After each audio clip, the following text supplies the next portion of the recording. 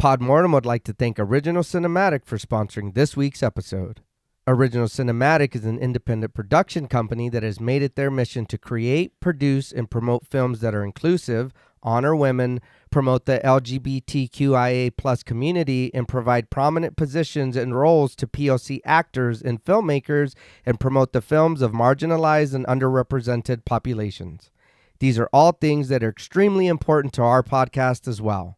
Original Cinematic is currently accepting scripts and treatments. Both William and Xxena Rush are also available via email or Zoom to discuss writing and provide input and resources to all aspiring writers, free of charge.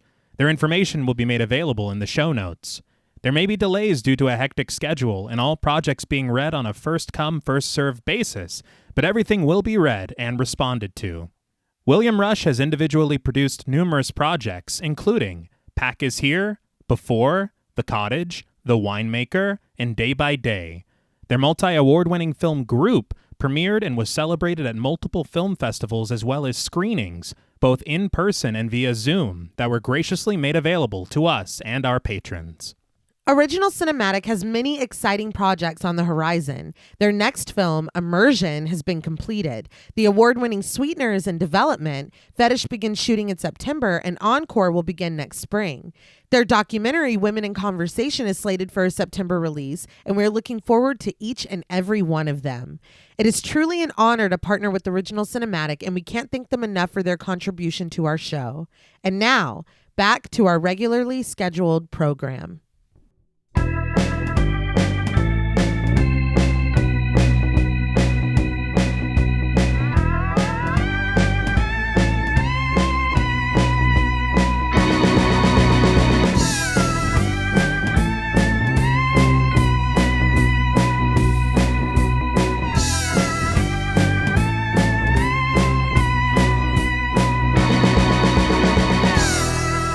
Salutations! Welcome to Pod Mortem. I'm Travis Hunter-Sayapin, joined as always by my co-hosts, my sister and my brother-in-law. Hi, I'm Reneé Hunter-Vasquez. Hi, I'm John Paul Vasquez. This week, we're broadcasting live from Hamilton High School, discussing the 1980 slasher film, Prom Night. This film was directed by Paul Lynch from a screenplay by William Gray, with a story credited to Robert Guza Jr. Following the success of earlier slashers, the creators behind Prom Night sought to craft a film to remember. With a stellar cast, an emotionally charged mystery, suspenseful set pieces, and a delightful disco soundtrack, this film would defy its initially mixed critical reception to achieve box office success and establish itself as a cult favorite in the 45 years since its release. This film was suggested to us by friends of the show, Cookie, Megan M., Beth Bauer, Murray, Katie Face, Robert Murdoch, President Eternal, Jacinta, and Half Price Horror. We'd like to thank each and every one of them for their continued support of the show, as well as this suggestion. So, Prom Night. What were your first impressions on the film? So I'm going to be honest, I had never even heard of this movie. I didn't know it existed. I didn't know anything about it. That's wild. Yeah, at all.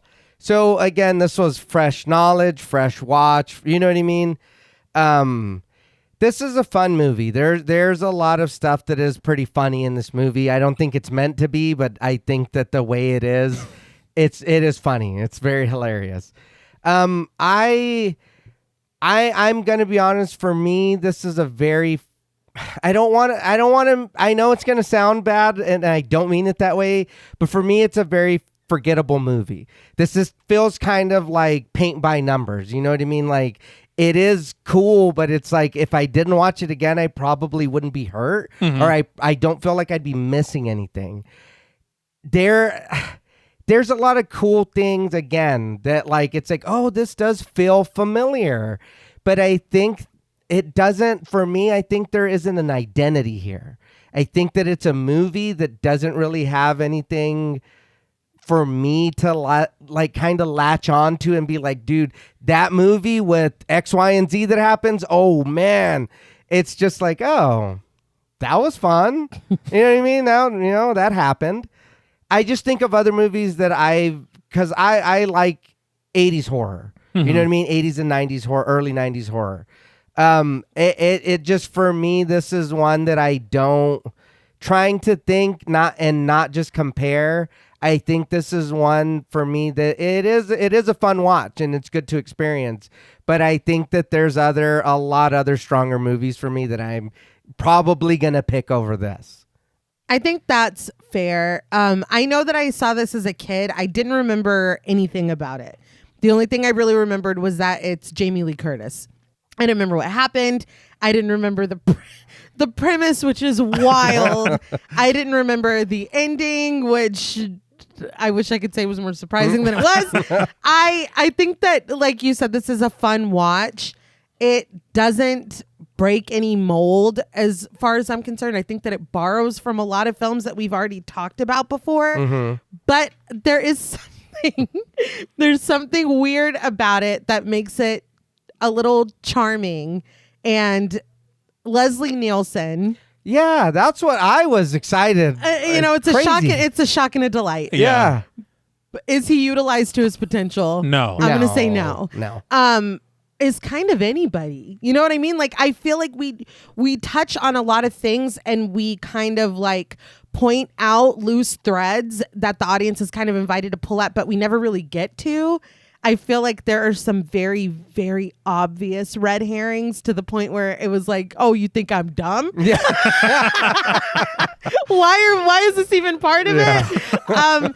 I love a good mystery. And I think that this film was really like fertile ground to do something like that. But ultimately, the reveal is kind of unsatisfying. It's not really shocking. I think that you can maybe narrow it down to a couple people, and it was one of those couple people that you narrowed it down to. So, okay. And would it have really changed if it was any one of them? No. Yeah, no. The answer is no. But there is a weird charm to it. I don't know if it comes from this kind of over-the-top soundtrack. I don't know if it comes from extended dance sequences. Some really funny fight choreography in some scenes. There is something charming that I did enjoy. It's not like I watched this and was like, oh, I already guessed the killer. This sucks. There is something enjoyable about the watch. Is it the best 80s slasher? Definitely not. But I do think that there was a lot of fun to be had. I just would have loved a little more time put into the story and the mystery aspect of it, because we have this group of characters where this could have gone kind of a few interesting ways. Yeah. And we chose to play it very safe and very obvious, and it just ended up being kind of anticlimactic for me in that regard. Yeah, I think that, and you saying that kind of makes me think I think that's why I feel like there's not an identity here. It is very safe. It is very like, we're gonna give you a movie, but not too much of a movie. So it's like, why can't you be you? Be Prom Night. Like, again, My Bloody Valentine. Dude, I really enjoyed the fuck out of that movie. So good. You know, it was doing its own thing. Right. Yeah. Silent Night, Deadly Night. Oh, it's God. like, that's crazy. But Another great soundtrack. I was gonna say. But I'm going to remember that. Not anything against the movie, but I wish there would have been maybe a little more risk taken here. For sure. I agree. I do agree. And I think that it's very interesting because the reveal that we get at the very end isn't all that satisfying. But I think part of it is because there is a reveal that never happens within the film that you think is going to, where a secret should be revealed. Yeah. And the fallout for it should be more than what happens. It's the premise of the entire film, really. And it's like, she'll figure it out. But and again, like you, it's one of those things. I know that I must have watched this as a kid. I swear Mom showed it to us when we were younger. I pop it in to watch it for the first time to cover it for the show. I remember nothing from it. Yeah, nothing. That's funny. Not a thing. And everything that happens, that opening is really shocking. Yeah. Oh my God. So I was like, oh my God. Yeah. Like, we're really doing some stuff here. Yeah. And in some ways, I think that the bones of the narrative are good. Right. I think that the story that they're trying to tell is pretty interesting and honestly very human and tragic. Yes. Yeah. I think that's what ultimately makes it so disappointing. That's fair. I will say I was a little disappointed, but when I watched this film the second time to write my script, I kind of fell in love with this film. Okay. There you go. I was very surprised. Love is strong. I reserve love for Jules. And that's it. You're infatuated. I thought this film was pretty cute. But I think that it was fun in a way that, for some reason on that first watch, it didn't hit me right. Mm-hmm. And I really like what they were trying to do. I think that the performances are pretty good. I think her name is Anne-Marie Martin, and I'll either be correct or be corrected later whenever we get to her introduction in the script. Right. Her character is terrible, but she's a lot of fun as Wendy, and there is a very suspenseful sequence that she does great work. That's Yeah. very fair. Yeah. Yeah. I completely agree. Leslie Nielsen, we needed more of him. Oh, yeah. He's pretty underutilized in a way that made me start theorizing. Yes. Yeah. You know? Yes. And I think that there are some character moments that are interesting because it feels like, and to the film's credit, they put emphasis on character a surprising amount at the beginning of the film. Mm-hmm. And then the second half of the film, it's kind of this balls to the wall slasher film that you would expect it to be. Mm-hmm. And so the character stuff doesn't really reach where it should because it's kind of like it eventually gets abandoned. Yeah. Mm-hmm. And because of that, it makes the film feel really weird as far as the pace is concerned. Because the first time I watched this, before I was writing my script, I was like, is this movie 2.5 hours long? And then the second time as I was writing, I was like, all right, I see what you're setting up. Yeah. I appreciate it in some aspects. Right, right. But then in others, it's like, you could have done so much more with that. Yeah. But I mean, I don't know. There's some pretty memorable moments for me. I think there is some interesting shots in some of the things that they do when the killer is pursuing people. Okay. I think that what they were able to do visually for what they had and the budget that this film was is pretty impressive. Yeah, yeah. But I also 100% agree that it doesn't, for me, live up to the level of the slashers that it is clearly emulating. Right. Mm-hmm. And this really does this film feel kind of like a blender of like three of my favorite films put into one. Mm-hmm. And what is it? It's not the sum of its parts. I never get that phrase right. Not as good. And not as good together as it is individually. There you go. It's not Okay. as great Yeah. as the sum. Or right? Yep. Now you're I'll believe you. The sun? No, Yeah. Yes. But it's Halloween. It's Carrie. Mm-hmm. I've never seen it, but at least according to the director, it's Saturday Night Fever. I mean, Which, Yeah. Yeah. mean, but in a weird way, all of these things it does, I agree with you 100%. It does have a charm to it. And it is fun. the soundtrack has been stuck in my head and will remain, I think, for quite a while. But as is customary, before we get into our discussion of the film itself, I would like to talk about how it was made. Okay. There are several sources that I used in the creation of this outline, and they are as follows. A featurette titled The Horrors of Hamilton High, The Making of Prom Night, the book Going to Pieces, The Rise and Fall of the Slasher Film by Adam Rockoff, a live Q&A from Shriekfest TV with director Paul Lynch, and the Prom Night catalog record from the American Film Institute. Okay. So the story of Prom Night begins in 1979 when English-born Canadian filmmaker Paul Lynch, having been impressed by films like The Last House on the Left, The Town That Dreaded Sundown, and John Carpenter's Halloween, feels quite inspired to finally attempt his first foray into the horror genre. Lynch had directed 2 films previously. The Hard Part Begins, which was a romance drama about a country music singer, and Blood and Guts, a drama about a professional wrestler. Oh. The first film ended up making its money back and then some, but the second film did not do as well. Mm. And this eventually led Lynch to revert back to his previous work as a graphic designer. Okay. But it's through this medium as a graphic designer that Lynch fleshes out his initial idea for a horror film, and he designs an ad for a film called Don't See the Doctor. It's about a psychotic physician who murders his patients. oh, The poster featured a striking visual of a doctor with his very bright light shining right at the viewer, which was good enough for him to score a meeting with none other than Irwin Yablans of Compass International Pictures, who we have talked about before, because just the year before, in 1978, Yablans had scored a major hit with Halloween. All right. So seeing Yablans as arguably one of the best people to go to at the moment when trying to break into the genre, Lynch shows up for the meeting. He shows Yablans his ad. And though Yablans was impressed, he wasn't interested in turning a doctor into a villain. And upon learning that Lynch intended to make this doctor a gynecologist, he told Lynch that this concept is quite distasteful.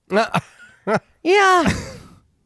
So rather than explore this idea any further, Yablans thought to draw upon his recent success with Halloween, and he suggests to Lynch that he should think instead about holidays and use that universal concept as a jumping off point.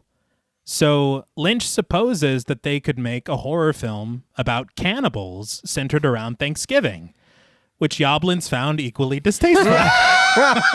All right, dude. He's like, I'll tell you what. Why don't you go away and think of an idea? That's crazy. And he's like, and once you have it, come back and see me. But Lynch agreed to these terms and he left his office. And it was on the way home as he was driving that Lynch passes an advertisement outside of a motel that reads, "After 6 formals for your prom night." And he can't help but think, prom night, what an interesting setting for a horror film. He's not wrong. No. He acknowledged, of course, that prom isn't a holiday per se. Right. But it is a relatable event that could serve as an excellent jumping off point. Yeah. So Lynch marinates on this idea for a while. And it just so happens that at the same time, he's been talking to a writer who was going to USC, a guy by the name of Robert Guza Jr. But Lynch was curious to see if Guza had written anything within the horror genre. And in fact, he had. It was a short story about kids in grade school who were involved in an incident at a very young age that came back to haunt them horribly in their teenage years. Lynch was all about it. And he thought that Guza's story would fit perfectly into his idea of a prom-centric horror film. And a sidebar, Guza would go on to hold the position of head writer for General Hospital for about a decade. God damn. And he wrote over 2,000 episodes of the show. Damn. Mad respect. Dude. Yeah. That's wild. It's like 2 weeks worth of work. Yeah. Basically. But Lynch would eventually take his concept and Guza's story to screenwriter William Gray, who Lynch had already known for years. Some of the sources I saw said that Lynch was a photographer for a magazine and Gray was the editor of it. Okay. And so they've gone way back. Right. But Gray was also responsible for the screenplay of The Changeling. Really? Yeah. Which is another film that we should definitely cover. Oh, yeah. But Gray took Lynch's idea and Guza's story and put them together to adapt the screenplay for Prom Night. And it's during this process that Lynch is working with Guza and Gray that he would receive a phone call from a Canadian producer, Deanne Johnson. She would invite him to a reception for Telefilm Canada in Los Angeles, and Lynch would accept the invitation. But it was while he was attending the event that he gets introduced to a producer called Peter Simpson, who had recently had a successful film for Warner Brothers called The Sea Gypsies. And that film was also being adapted into a TV series at the time, and NBC paid him quite handsomely for the rights to it. Oh. So Simpson is primed to dive into another project, though he isn't quite sure what it should be just yet. Right. And this is when Johnson immediately prompts Lynch to tell Simpson about his idea for Prom Night. Okay. So Lynch tells him all about it. He tells him about his meeting with Yablans. And he says that as things have moved along, they have a screenplay now, and he's going to go see Yablans again. But he had actually tried to meet with him earlier in the week, only to find out that Yablans was out of town. Okay. And so he's like, once he's back, we're going to talk and then move forward. And as soon as Simpson hears that, he's like, no, you come to see me before you go see Yablans. Okay. And Lynch called this the fastest deal in the history of movies. He met Simpson on a Friday, and by Tuesday, him and Johnson were in Simpson's office, and by that evening, they had struck a deal to make Prom Night. Holy Okay. shit. I was like, Yoblins is just... Yeah. Hope that vacation was worth it. But the film would be shot for about $1.5 million Canadian over the course of 24 days in and around Toronto. And considering it was 1979, Lynch would later note in future interviews, well, not future, they were... But he would note in interviews post the release of Prom Night that at this time, it was kind of the beginning of the Canadian film boom. And so there were very limited crews in Toronto for him to utilize the personnel. They had crews for commercials, television crews thanks to the CBC, but there weren't very many crews at all for independent film. And when the cinematographer that he had worked with on all of his previous projects was unavailable, Lynch was forced to assemble a crew almost entirely made up of film school graduates. So the majority of his crew, this is their first credit. Right. Shit, hands on. Yeah. But one difficulty that Lynch ran into was the difference between his hopes for the project versus the expectation of the producers and the eventual distributors at Avco Embassy. Lynch always saw Prom Night as a character-driven mystery thriller rather than an outright gore fest. But after principal photography concluded, Avco Embassy ordered them back for reshoots so that they could add more graphic violence, as they figured it would be easier to sell the film with more blood. You don't usually hear that. I No. know. You usually Yeah, that's- kind of hear the opposite. Yeah, Tone too it much. down. Yeah. Yeah. Well, so that shows you how they were trying to market it. If Yes. they're like, Right. this, we need to make this, you know. And very interestingly, just as an aside, before they landed with Avco Embassy as their distributor, they had previously been courted by Paramount. And Paramount was incredibly interested in distributing the film. But when Avco Embassy offered a better deal to the producers on the back end, they accepted it. And according to Lynch, this sent Paramount scrambling to find another horror property of their own. The studio would eventually win the bidding war to distribute another film that was shot at almost exactly the same time as Prom Night and would release 2 months before it. A film called Friday the 13th. Oh, damn. Yeah.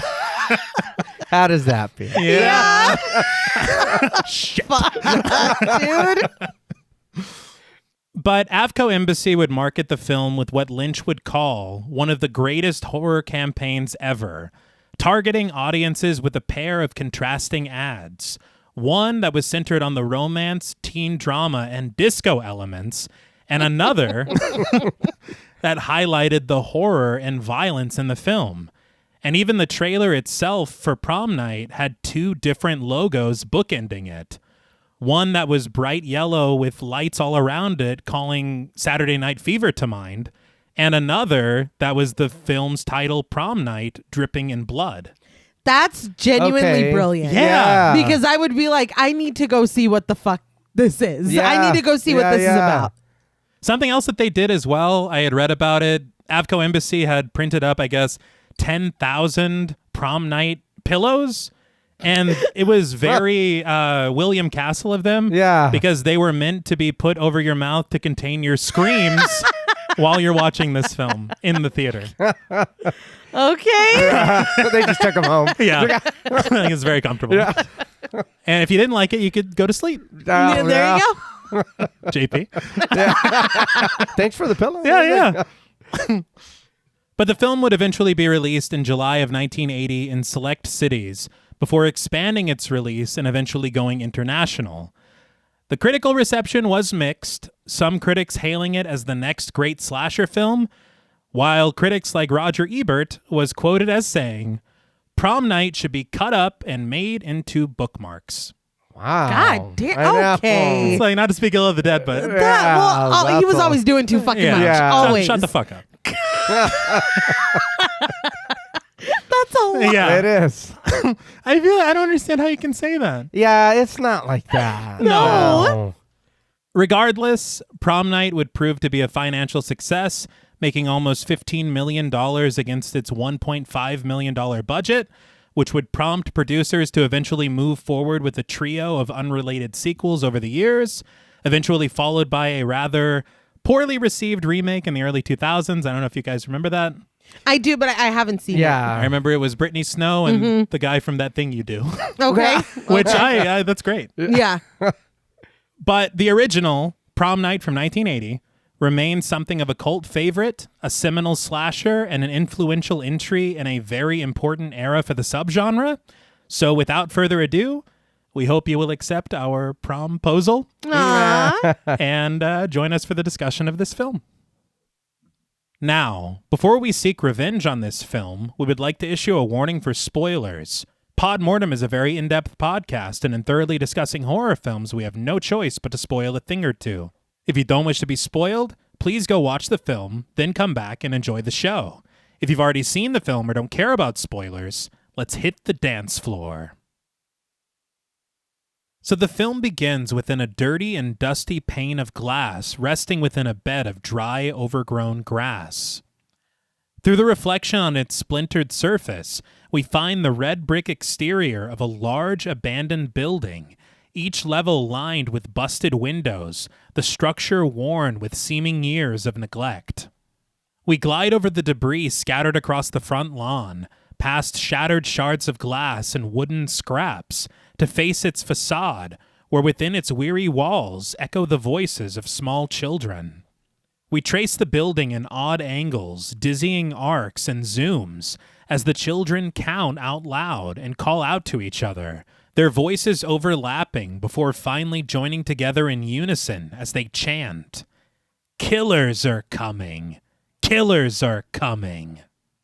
We creep inside through the empty graffiti-scrawled halls, the children's laughter and continued chants reverberating off the crumbling corridors until we find them all huddled at the front entrance. Nick, played by Brock Simpson, announces that Wendy is it, and Wendy, played by Leslie Scott, accepts the assignment, covering her eyes and putting her face against the wall to make a properly concealed count as she declares, "All right, but I'll kill you all." This is a wild variation of hide and seek. Yeah. Yeah. Yeah. I don't know how safe this is because you guys are really into it. Or you sound like it. A little too much. Yeah. There's multiple concerns here. I was like, firstly, this is a super chill game the kids are playing. But secondly, this place is like a death trap. Yeah. It is. Yeah. Where are your parents? Yes. I will say that it won't surprise you, but this was a real abandoned building Okay. in Toronto. Mm-hmm. I guess it had two names depending on the sources that I found. One was the Queen Street Mental Hospital, and the other was the Langstaff Jail Farm. Either way. Right. Yeah. Yeah. But the building had been fenced off at the time, and with the burgeoning industry in Toronto for film, they had literally just opened the location for productions to film there at the exact same time that Prom Night started production. Okay. So it was perfect timing. Yeah. But what you see is what you get. Yeah. I don't know if I like my kids playing with antique machinery. Loves it. Yeah. I guess. It is interesting. This kid, Brock Simpson, that plays young Nick, he is the only person to appear in all 4 Prom Night films. Huh. And it's because his father, Peter Simpson, is the producer of all of them. Okay. That's okay, great. Yeah. That's great. But Wendy immediately begins an incredibly quick count, sending the rest of the children scattering. Nick glances outside before turning to sprint deeper into the building, while Jude and Kelly, played by Karen Forbes and Joyce Kite, take off running together, their small shoes clattering clumsily across the dusty tiles. The girls eventually separate, Jude rushing into a dilapidated bathroom, closing the door behind her, and sinking silently to the dirt-covered floor, while Kelly slips into a moldy and mildewed shower room. But Nick searches for higher ground, staggering up the stairs and accidentally sending an empty metal mop bucket down the steps behind him, undoubtedly giving away his position. I know this is esoteric, but do you remember on Curb when Larry was running from the Crazy Eyes Killer and he stepped on all that bubble wrap? That's all I was thinking about. It's like, God damn. Fuck! Who left this here? But Wendy finally concludes her count, suspenseful strings and plodding piano sounding in the score around her as she departs from the wall and into the hall, declaring with a squint, "The killer is coming! The killer's gonna get you!" But through the barred windows of the second floor, we peer down to the unpaved path outside to find a trio of siblings ascending it together. Kim, the elder sister played by Debbie Greenfield, accompanied by Alex and Robin, the younger twins played by Dean Bazaki and Tammy Bourne. I did want to call out the casting of these kids compared to their adult counterparts. I feel like they did an excellent job. I totally agree. Yeah, that wasn't bad. One thing I will say, though, is the costume department was pretty hit or miss. You have people that are dressed clearly like it's the early 70s, and then you have Kelly, who I believe is a Victorian ghost. Yeah. And then the two twins are the Hamburglar or something. Yeah, I didn't understand. They just got out of jail. Yeah, it's like, all right. It was like a theme day at school or something. I hope so. Man. But on their trek, Robin spies Nick slinking across the outside wall of the second floor like Solid Snake. He's doing entirely. Yeah. Nick is in it to win it. Okay. Yes. One thing I will say again, I didn't really get to find anything about the stunts of this film, but that kid is clearly up there. Yeah. And I would like to know how they kept him safe. Man. It's 1980. And the producer's like, that's my kid. Yeah. Just follow him with the mattress around. But Robin alerts her older sister to her sighting with a slight stutter. With a bright smile and a wave of her hand, Kim calls out to Nick, only to be met with a silent shush as Nick gestures for Kim and the twins to get out of sight. He's like, bitch, you can't see. I'm in the middle of something? Yeah. I'm fighting for my life up here. I need all my concentration. Kim does not take this well, lowering her eyes to the dirt before turning to Robin and admonishing Nick as an idiot. Nick doesn't seem to care, venturing forward on his precarious path. But this is when Kim realizes something. Her geography book. She forgot it at school and has to go back for it. As she turns back, she urges Alex and Robin to go home without her. Alex immediately does as told, but Robin stares transfixed at the old building in front of her, watching as Nick slips out of sight. Alex implores his sister to join him, telling her, "Come on, they don't want you in their game." Which I was like, why not? Yeah. Robin isn't even able to offer a response before Alex decides that he isn't waiting. He turns tail and takes off at top speed, leaving Robin all alone, croaking a weak call of her brother's name as he disappears. I was like, damn, dude. Yeah. Well, I thought twins were supposed to have like a... No. yeah. Robin stares up at the towering structure before her, and as she approaches it slowly, the opening credits appear in a bright yellow before giving way to the blood-red text of the film's title, Prom Night. I understand this is a nitpick. Mm-hmm. This is a very weird place to put the title. It is. Yeah. I thought there something very big is about to happen. Mm-hmm. Right. And I thought maybe we could punctuate that with the title screen, but, Yeah. you know, Yeah. they didn't ask me. But Robin creeps cautiously up the front steps, leaving her bag out front as she stands silhouetted against the summer sunlight at the front entrance.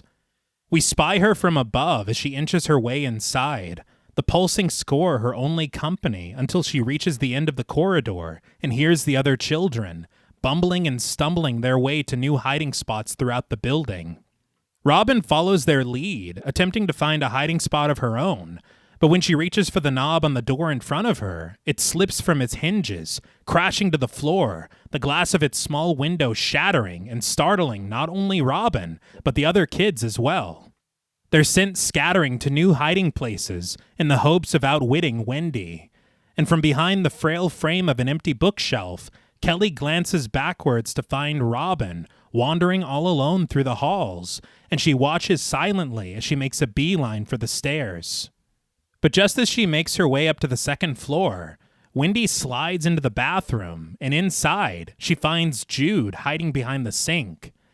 Vanquishing her first victim, Wendy boasts, "Kill! The killers gotcha!" Jude jumps, frightened by Wendy's presence, but she promptly joins her out in the hall on her continued quest for the others. The score rises suspensefully when Wendy discovers Kelly through the empty shells of her hiding spot, Kelly taking off running when Wendy approaches her. Flanked by Jude, Wendy warns as the little girl departs, "The killer's gonna get you, Kelly." I feel like Kelly's cheating. You were found. Yeah. I didn't know there was a tag element to this. She's like, no. That too, that's what I was like, so if you find me, am I part of your group now? It seems like that's what it seemed like. Like if you get caught, you're a killer now. Yeah. God Like, damn. She collects the souls of her victims. This game's dark. Yeah. these kids are on another level. But meanwhile, upstairs, Robin quietly sneaks her way through the hall, but backs blindly into an open doorway where she's suddenly seized by Nick. A startled scream escapes her, which Nick attempts to stifle with a stern scolding. But it's too late, as Robin's scream has alerted Wendy and Jude, who were already chasing Kelly up to the second floor. Nick seethes. "Now you've done it!" Nick was really. I don't know what the prize was. He was taking this very seriously. Yeah. He wants to keep his soul. Don't we all, Nick? As Robin stands remorseful in front of him, Wendy adds Kelly to the ranks, the girls climbing the staircase chanting their threat. "The killers are coming!" Seeing no other option, Nick turns heel. Yeah. He sets his sights on Robin and shouts to the approaching girls, "Here, killers! Here!" If you can't be. So I'm fucked anyway. Yeah. So Robin begs him not to, her stuttered pleas falling upon deaf ears, and as she makes a break for it out into the hallway, Wendy and her recruited killers head her off at the pass. Robin runs in the other direction, slipping into an empty room, only for all the other children to follow close behind, chanting as they suddenly surround her. "Killers are coming! Killers are coming!" Y'all didn't do this shit with anybody else. Yeah. Like they're backing her into a corner. They're circling. Like this is fucking menacing. It feels personal. Yeah. I was going to say it feels oddly targeted. Yeah. Well, I mean, with Alex earlier being like, they're not going to let you play or they don't want to play with you or whatever. I like, why? Yeah. Is there like, is she, does everybody pick on her? Like, you know what I mean? And she's younger than them. Yeah. So what the hell is going on? Yeah. Like this is even Nick being like, she's in here. It's like, what? He fucking turns into Donald Sutherland in Invasion of the Body Snatchers. Yeah. I feel like there's part of the story we're missing. Yes. Yeah. Robin stands fearful at their center, pushed from child to child as their chanting continues. But she's finally able to break free, racing past them through the abandoned building, only for the crew of killers to immediately catch up with her, marching toward her in a callous chorus. "Kill! Kill! Kill!" Reduced to tears, Robin backs away from them slowly, insisting through her stutter that she didn't even want to play. But the kids are unrelenting, blocking Robin's only exit and leading her backward until she reaches a dead end, climbing up onto the windowsill at the far end of the room. Cowering from the encroaching kids, Robin puts her back to the window, the score growing wild and reaching a crescendo as the kids inch closer, insistent in their intonation. "Kill! Kill! Kill!" And just then, the glass gives way, Robin crashing through the window, falling from a great height to land harshly, shattering through the frame of a discarded window pane and the sheet of glass within it. So this is very shocking. Yeah. What happened? Like she climbed in the window. What? She had nowhere to go. But out? I mean, the only way out is through. That's what I hear. I just wanted to say that was a lot, Robin. Yeah, Very good. Because what the hell? it is. That's why I'm a little confused, because it's like they were backing her up, but it's like I know you were in the corner, but then you climbed in the window, and then you were like, fuck it. He was outside, like you said, Solid Snake or whatever. Yeah. It was like And now. Well, but the window broke. Yeah. And that was good foreshadowing too. When she comes into the building, that glass is already coming down. Yeah. Yeah. So it's like, as adults watching this, it's like, like you're already like, why the fuck are y'all in here? Stop fucking around. Leave that little girl alone. No, don't climb on the windowsill. Yeah. Like, it just keeps getting Yeah. worse and worse and worse. I like also the foreshadowing of the first shot of the film being that pane of glass Right. Yeah. that she falls into. Yeah, okay. But yeah, it's like, what the hell did you think was going to happen? Exactly. Yeah. I know you're kids, but come on. Yeah. Again, though, this whole situation is dangerous. Oh, yeah. It's Whatever terrible. we're playing here. They got tetetanus. They, Yeah. like, it's All terrible. of the those mildewed ass Yeah. nasty showers. Their lungs. Their little lungs. But Nick, Wendy, and Jude stand speechless at the second floor window, their eyes wide with shock, and Kelly can't help but crumble into tears. But peering down at Robin's motionless body, Nick realizes that they need to get somebody to help her. Quick! He tries to rush off, but is promptly stopped by Wendy, who reaches for his arm, charging. Are you crazy? She tells him that they'll put them all in jail. If they tell anyone, they'll say it was all their fault. Which it was. It was, It but you was. guys are also like 11. Yeah. You know what I You're mean? not gonna get 12 it. maybe. Yeah. It's like, no, you're not going to jail. No. You guys were playing in this abandoned building with no supervision. She fell. You know what I mean? Like, you don't have to be like, no, we were fucking saying the killers are coming. The killers are coming. Yeah, we did forced say her up kill onto the window. Yeah. several It's times like, before she you- died. You don't need to say all that. No. She fell and it was an accident. Yeah. Wendy is certain that no one will believe that it was just an All accident. right. God damn it, Wendy. Nick attempts to protest, but Wendy just implores him to listen to her. They can just go home now and never, ever tell anyone about what happened here.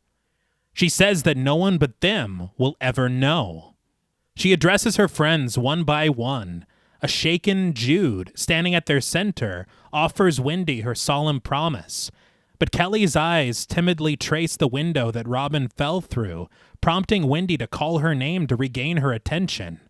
Her face streaked with tears, Kelly cries that she doesn't want to go to jail. And at Wendy's behest, Kelly swears her silence as well. Last but not least, Wendy directs her request to Nick, who answers immediately that he'll never tell. He seemed the one that was putting up most of the fight, and then he's like, oh, yeah, I'm on board. Yeah. He said jail. Hell no. Bound by their sworn secrecy, the group quickly gathers outside, collecting their bikes and vacating the premises. And in their hasty exit, we watch as the other pane of glass breaks free from the window, falling in slow motion to the dirt down below. But we linger over the body of Robin, the young girl lying lifeless in a bed of blood and shattered glass, where suddenly a shadow stretches over her, an arriving stranger and an unknown witness to this terrible tragedy. That's very important. Yeah. Yes. I'm just like, well, yeah, now she's definitely gone. You Oh, know, yeah. like Yeah. she could have just gotten knocked out. She could have gotten the wind knocked out of her. Yeah. Like, you guys were just like, Jesus, it's Yeah. just crazy. Or say we saw Robin playing in this abandoned building. We tried to We save her. begged her. Yeah.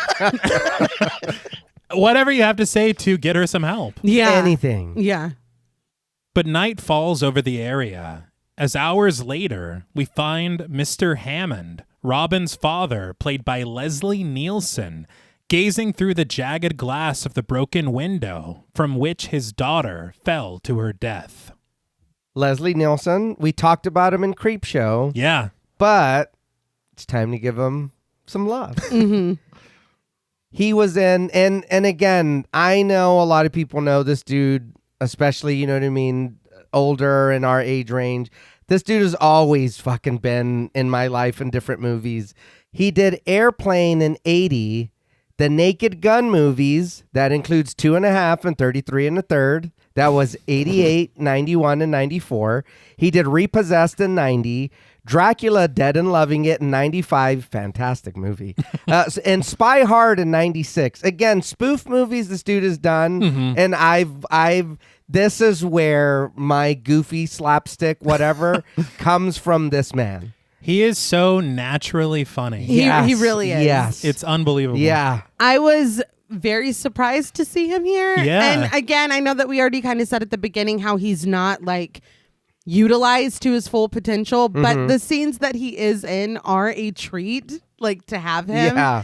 On that featurette, Lynch had said that it was as simple as them making Leslie Nielsen an offer and him saying yes. Oh. That he Okay. hadn't even gotten into because he's, I would say most known for comedy. Yeah. That wasn't his path at the time.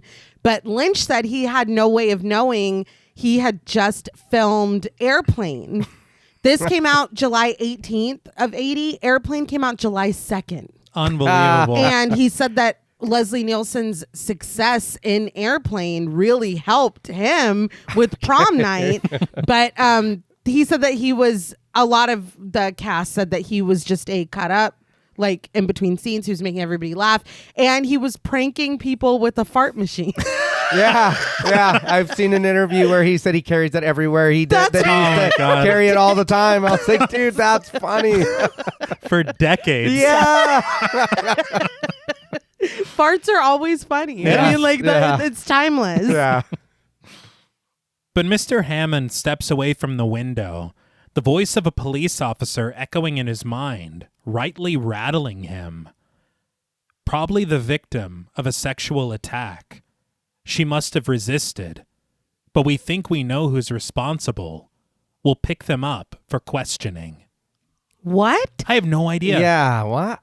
I don't know where or how that even arrives. These are wild leaps. Yeah. And did anybody else? Okay, I, in my notes, wrestle a lot back and forth because I could not wrap my mind around him being Robin's father. Uh-huh. I thought he was an investigator. When I first seen him, yeah. And so it's not for a while that I'm like, is he? No. Is he? He is? Yeah. And his behavior is very odd. Yeah, later. Yeah. Yeah. But yeah, this was, I thought that, I was like, oh, he's a cop. He's a detective. Right. No. But yeah, and also the internal monologue thing, like we get that later on too. Real funny, real out of place, real weird. Yeah. Yeah. Why does it remind me of Indigo Prophecy? Oh my God. right? I was thinking the exact, but I was like, nobody fucking played that game. They're not, I did. they're not going to know what I'm Yeah.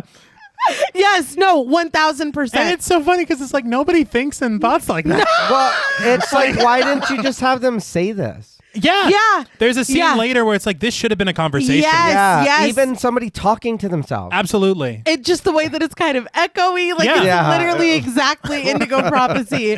And yeah, it was just an odd choice. I didn't know why they chose to do that. Yeah. And honestly, that's the other thing. I understand if you're an investigator trying to figure out what happened here.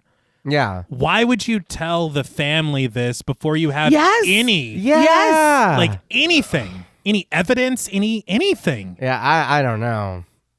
But Mr. Hammond blinks repeatedly, overwhelmed at the horror before him as he makes his way back over to the window. The red and blue lights of a police car pierce through the evening as it pulls to park next to Mr. Hammond's sedan out front. One of the uncredited officers steps out of the car, opening the back passenger door for Mrs. Hammond, played by Antoinette Bauer. As soon as he sees her, Mr. Hammond cries, "No!" He races down the stairs, rushing out of the building and over to his wife, but he's too late to spare her from the sight of their daughter, now covered by a white sheet as she's carried by a pair of coroners on a gurney and placed into the back of a van. As Mrs. Hammond clings to her husband, Kim and Alex arrive, attempting to console their mother as well, but they're promptly ushered back over to the police car. Yeah, they do not need to be here for Yeah. I was like, this. What the hell is going on? I don't know.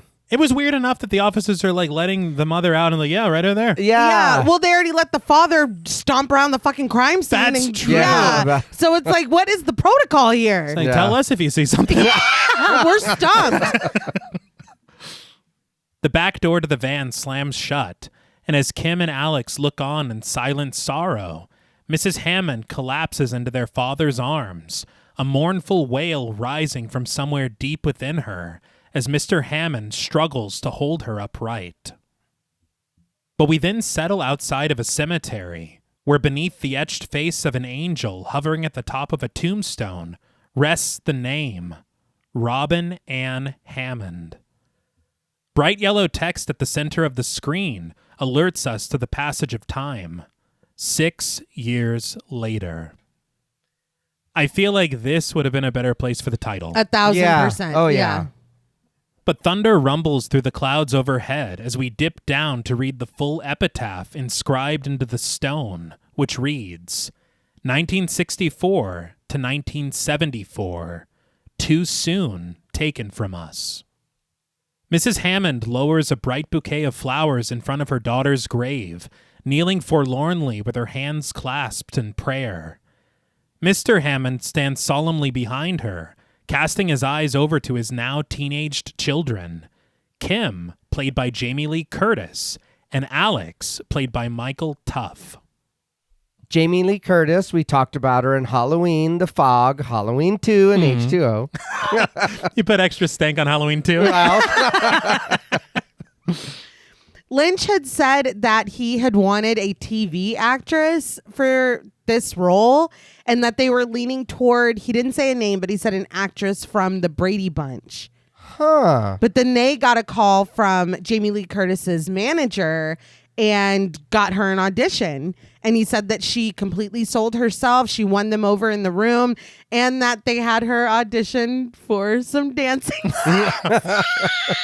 Makes sense. Well, Yeah, but I guess she was a trained dancer. well so yeah, we've seen her in John Travolta. Yeah. That's right. I was thinking the same. In the future. Yes. But yeah, that she had just completely won them over. And, you know, Lynch was obviously like, it doesn't hurt to have Laurie from Halloween. Right. Mm-hmm. So. Like, we're borrowing enough from Halloween. Yeah. Kim's lip trembles as she struggles to fight back the tears, nervously twisting the stem of a white rose in her fingers as her younger brother clutches her arm. But after consulting his watch, Mr. Hammond tells his wife that they have to go now. It's time to get back. This is when I'm like, oh, that detective is like really like he's kept track with his family. Like he's going above and beyond. Is Robin just like that one case he never solved? Mm-hmm. Because this behavior is like very cold, like detached. You know what I mean? Like you're not a part of us grieving at this site right now. Right. It feels like he's kind of there to be like, okay, like let's hold it together. I still did not realize that he was her dad. Really? Still. I did, but I did feel that way because when I seen him there, I was like, oh, that is her dad. And then him doing that, I was like, you're not, Like, damn. you're not as sad as the rest of us. No, almost. See, it's almost as if he has a plan for it, for everything. Exactly. Yes, yeah. You know? Exactly. And I know, obviously, grief manifests very differently. Right. Of course. It's just the way that he was presenting the night that it happened at the scene. Mm-hmm. Just very clinical, very like, I don't know. I literally thought, I was like, man, that's a really great detective. That's a hell of a guy. He's invested. Yeah. He really cares. Something really, really foolish that's just an aside, but it's in the sunlight when they're at Robin's graveside that I realized how white Leslie Nielsen's hair is. Yeah. And I had thought that in the past 6 years ago, they had sprayed his hair brown or something because I was like, I did not notice his hair was that white until just now. And I go back and it's just that he was in the shadows a lot. That's it. His hair was white as hell. It's always He's been always white. been like Yeah. that. Yeah. Mrs. Hammond heeds her husband's call, offering a sweet kiss to her fingers and planting it onto the smooth surface of the stone in front of her. Mr. Hammond then helps her to her feet, putting his arm around her and guiding her past their children and back to their car. And with her eyes tracing her sister's headstone, Kim approaches to pay her respects, kneeling down to leave her white rose behind to join her mother's bouquet. She rises swiftly to her feet to catch up to her parents, but she leaves Alex behind, the young man all alone at the final resting place of his twin. He removes his hand from his pocket, taking a step forward with perfect posture, his eyes never leaving the stone in front of him. And there is a look on his face that could be read a lot of different ways. Yeah. So just think about that. Mm-hmm. But back at home, the Hammonds stand at the fireplace together. Mrs. Hammond sets an ornately framed photograph of Robin back onto the mantle and retreats to the comforting arms of her husband as soon as she does. As she sobs lightly against his chest, Mr. Hammond implores her to trust him. And again, Interesting. Yeah. I will say there's also a fly buzzing around Mrs. Hammond's hair. Yes, there was. The way they cut it, it looks like Leslie Nielsen smashes it against the back of her head. And I was like, I gotta go back and see. Then he did his fart machine. Yeah. He was a cut-up.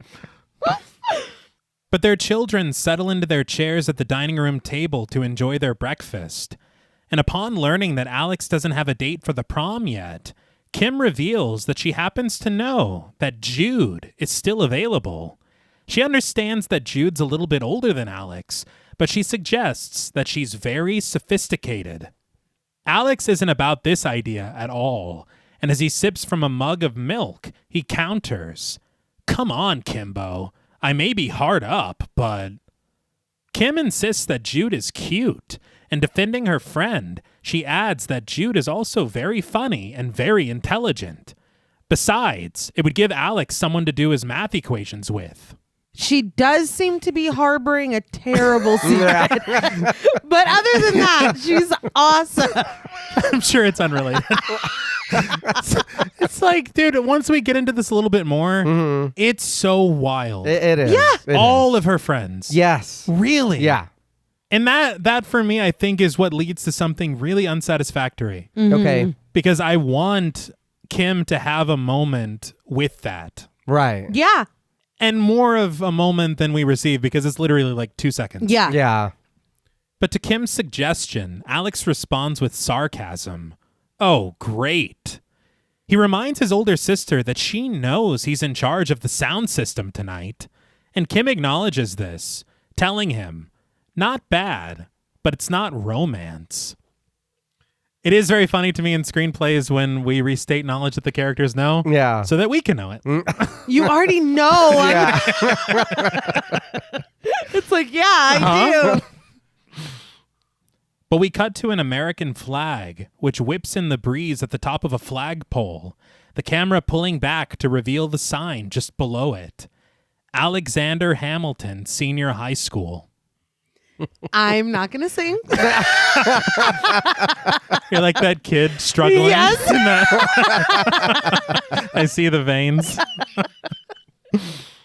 But Mr. Hammond pulls into his parking spot, Kim and Alex exiting the car with him, with the young man offering his father his briefcase as they head to the front door together.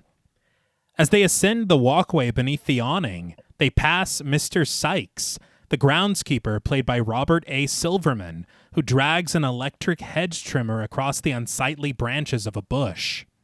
Robert A. Silverman. He was in Jason X in 01, Really? Oh. Waterworld in 95, Scanners in 81, Hey. and The Brood in 79. Oh. Cronenberg's. Mm-hmm. 2 films we should probably cover. Yeah. Mr. Hammond greets Sykes warmly, but within earshot of the man, Alex sneers. He's a wacko. Mr. Hammond scolds his son, suggesting that no man is a wacko. But Kim agrees with her brother, sharing that Sykes scares her. He's always staring at women. She notes that Kelly even told her that Sykes spies on the girls in the locker room, too. Mr. Hammond is doubtful that Sykes is a peeping Tom, assuring his daughter that though he's been here for a very short time, he was thoroughly vetted before they hired him. But Kim lingers behind her father and brother, glancing backward at Sykes, who stares at her wordlessly through his thick-rimmed glasses repaired with a strip of tape. He raises his saw, its blades whirring next to his face for a moment, before finally returning to his work. So, and again, I didn't know for sure how this film was going to shake out. Mm-hmm. But my note was, meet our red herring, Mr. Sykes. Yes. Yeah. Because it's like, ain't no fucking way it's this dude. No. We know it's not this No. It's like Samuel in Life is Strange, dude. Yes. where you're yes. like, it's impossible. Yeah. Yeah. Y'all are doing too much. Yeah. It's like, there's no way. But it was funny to me. Did anybody else notice that Hammond parked in the 15-minute parking? I thought, I gave him the benefit of the doubt, and I was like, well, maybe his spot's in front of that. Yeah. But no. Maybe I'm wrong, but I thought he was dropping his kids off. And then he Yeah. was like, oh no, when we hired him, I'm like, oh, Yeah. that's really funny. Learning that he's the principal. Yes. Yeah. But again, this dude is making his own rules. You know what I Right. mean? Right. So Okay. it's like, let's see how far, whatever. But in a nondescript room, we travel up a phone cord, the score humming hauntingly as the hand of a stranger reaches for the receiver, lifting it to his ear. He consults an opened phone book next to him, a pad and a pencil at his side as he drags his finger across the rotary, dialing the first name on the list. Absolute aside, but rotary phones are so fucking cool. Yeah, they are. We've really made a mistake with this screen or whatever we're doing. It's so boring. We've just gone too far. Yeah. But the phone rings at the Cunningham residence, where we find Jude, played by Joy Thompson, putting on a cardigan sweater by the front door. But before she can depart her house for school, she crosses through the living room to answer the call. On the other end, the man whispers harshly, tapping the sharpened point of his pencil. Jude. Intercut with shots of her as a child on that fateful day 6 years ago, Jude answers, yes? It's like he means you harm, Yeah. clearly. It's like, Who's speaking? Yeah. And who might you be? The voice asks, can you come out to play tonight? Jude just rolls her eyes in annoyance, a slight smirk registering as the voice hisses, I'll see you at the prom. Jude lowers the phone back to the hook, and we watch as the man scratches Jude's name off the top of his list. I do not know this man, but I feel like Wendy should be at the top of the list. yeah. Yeah. It's pretty odd that he's like, if I'm getting anyone, Yeah. We're starting with Jude. it's like, really? But Jude's mother, played by Sylvia Martin, asks her daughter, still no date? And Jude shakes her head, but she supposes that she's getting closer.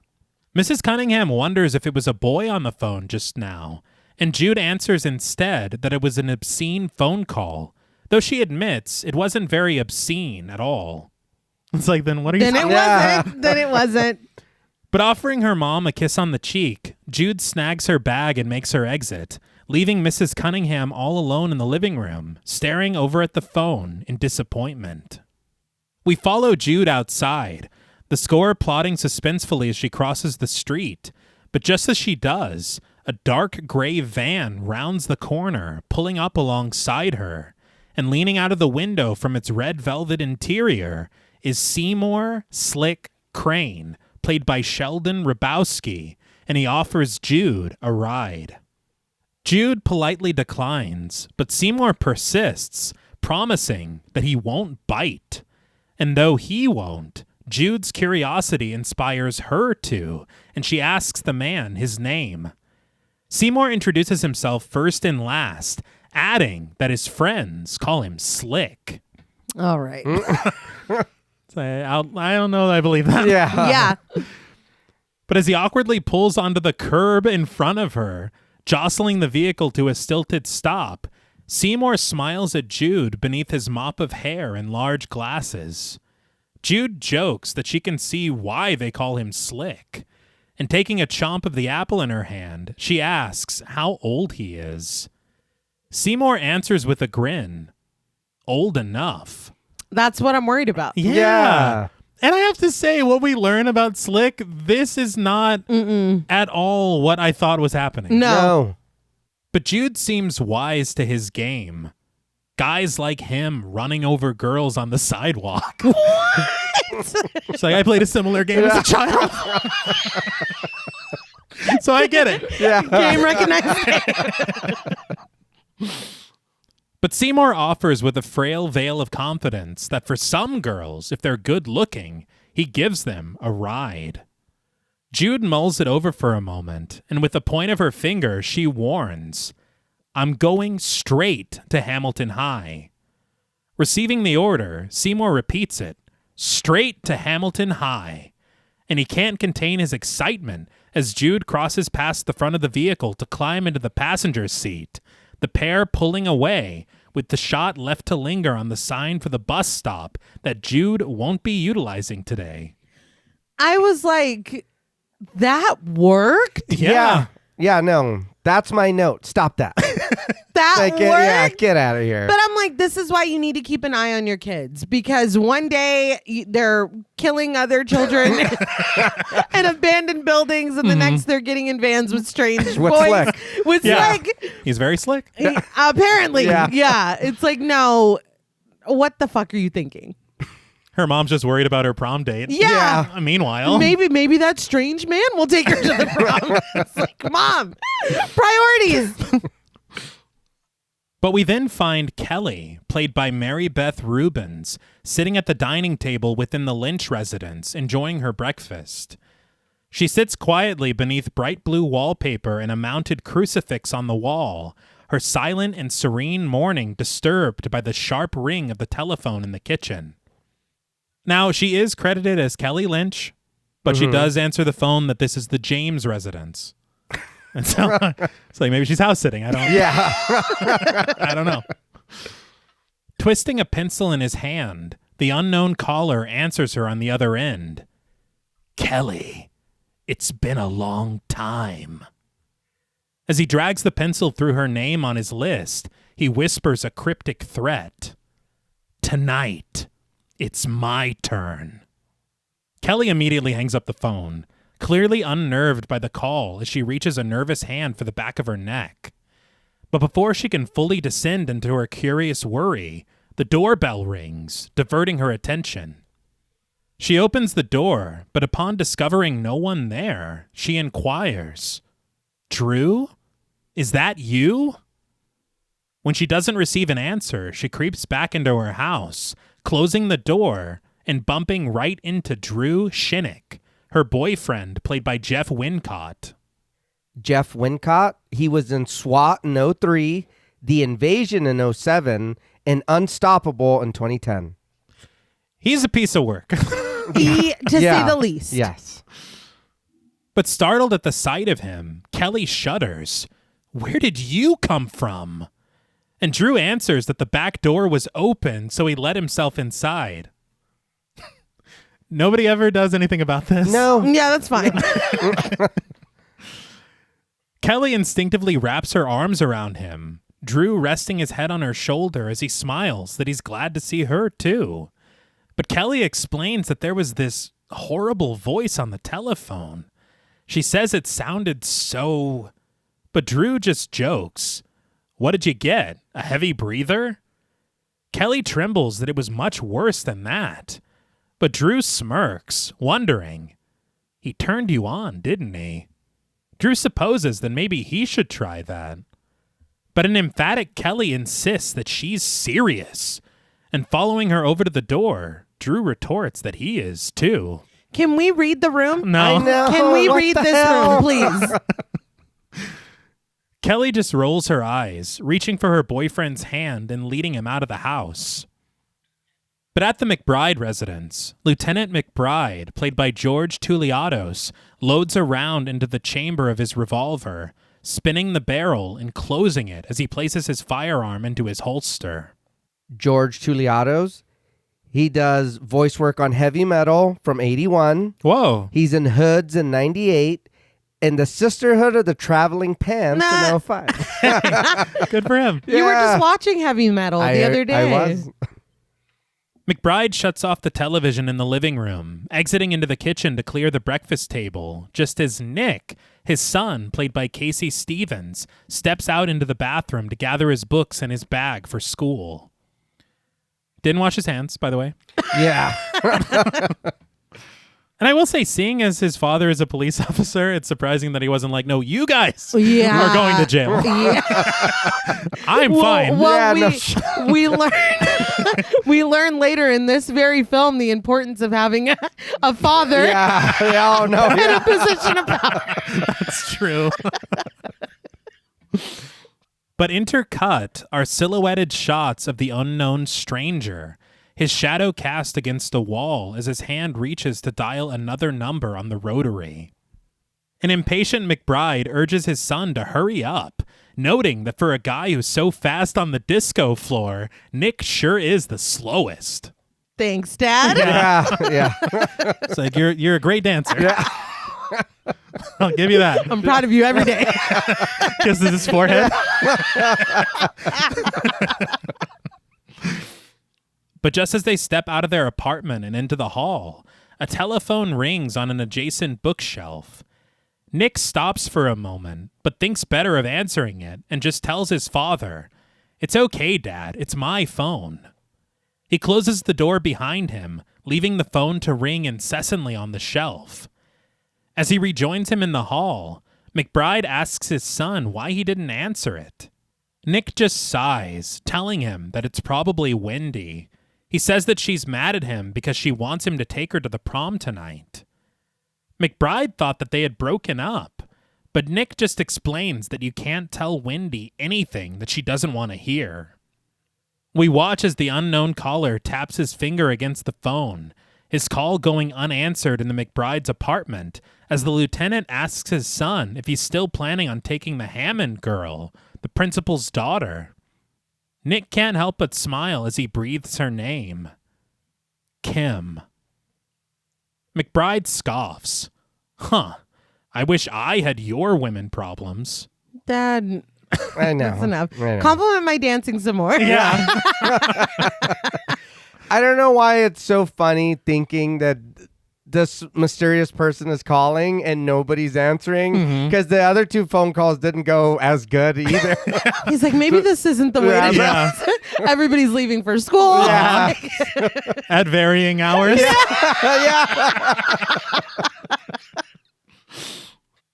But the pair share a laugh as they exit the apartment building. Though things are much more tense in that dark, nondescript room, the phantom stranger slamming the receiver onto the hook and dragging his pencil harshly across Nick's name on the pad, throwing the pencil against the paper and revealing the last name on his list. Wendy.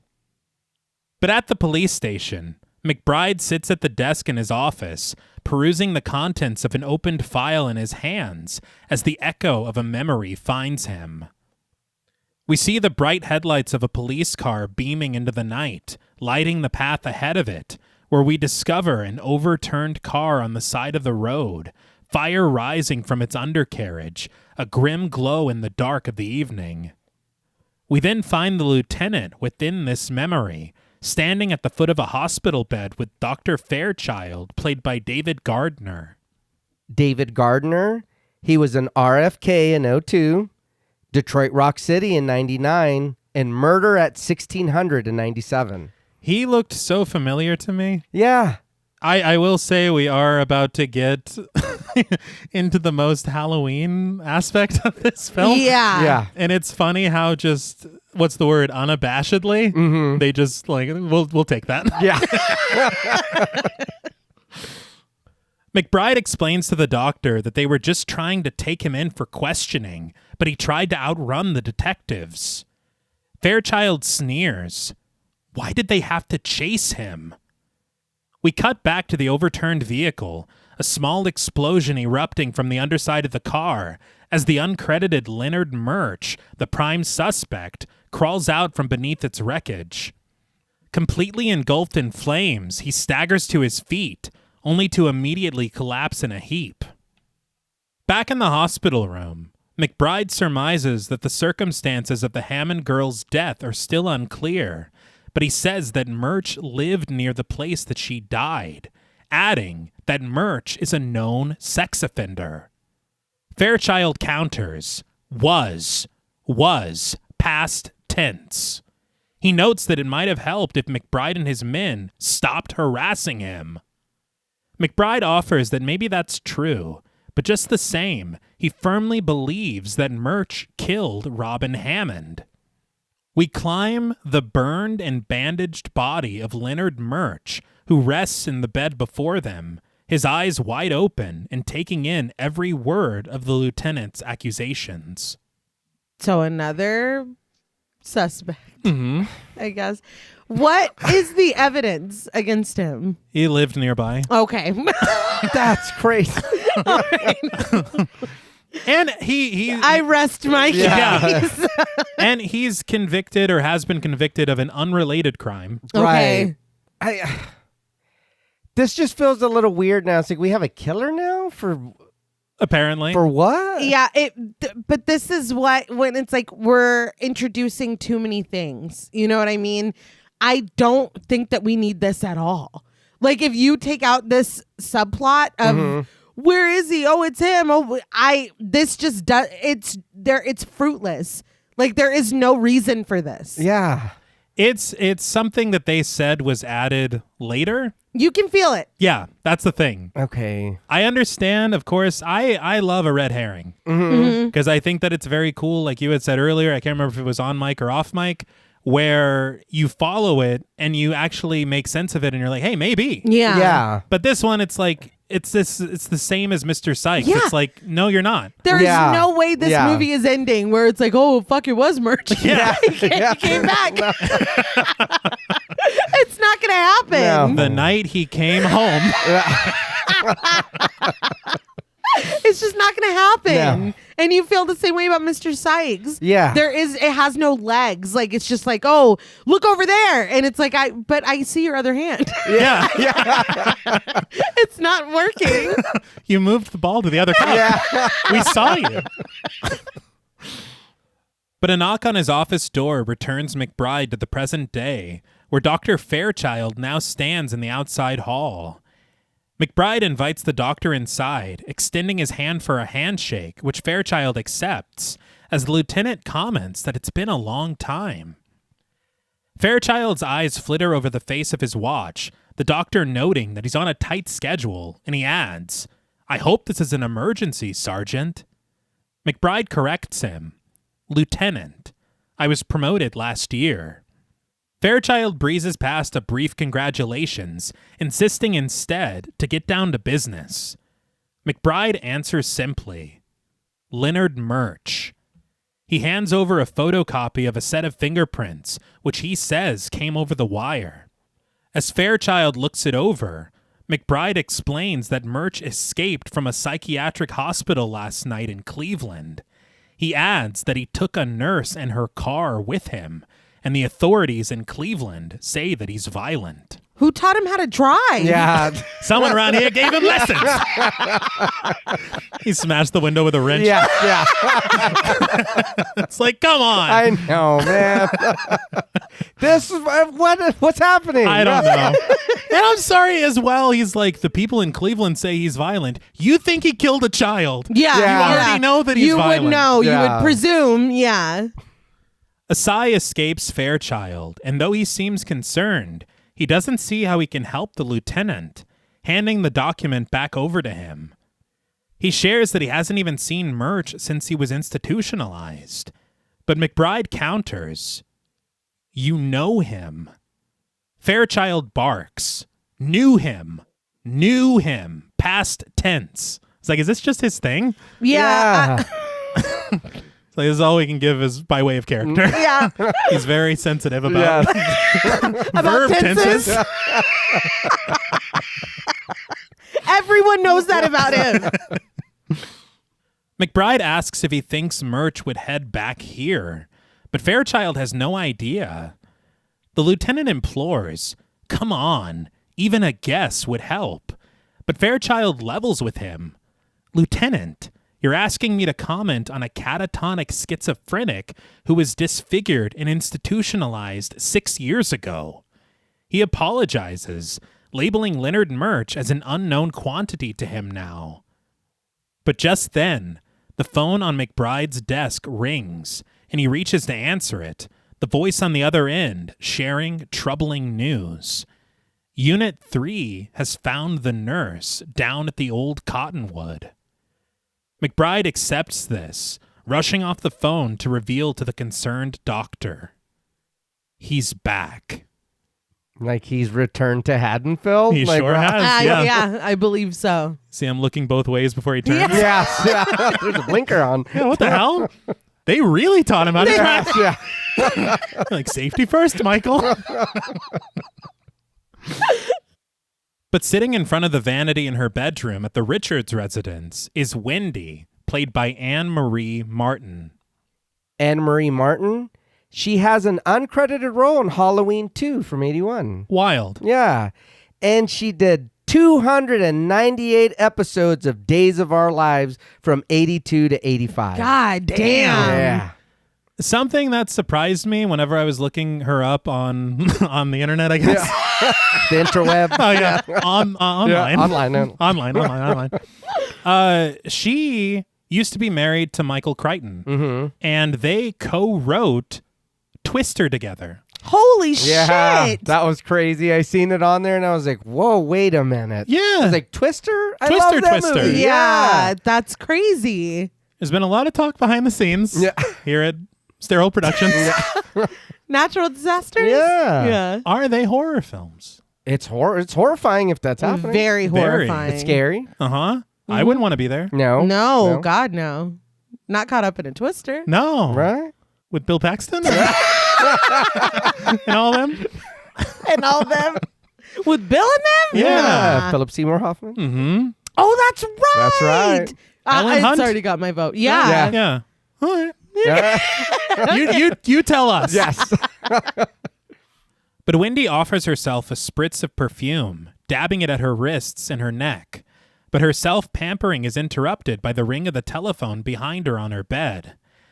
We see the unknown caller twisting the sharp tip of his pencil against her name on his pad. With a smile, Wendy retreats from her vanity to lie on her stomach across her mattress, reaching an eager hand for the receiver. She answers it with a smirk and an assumption. Nick? But the unknown voice answers her inquiry with a whisper. Wendy.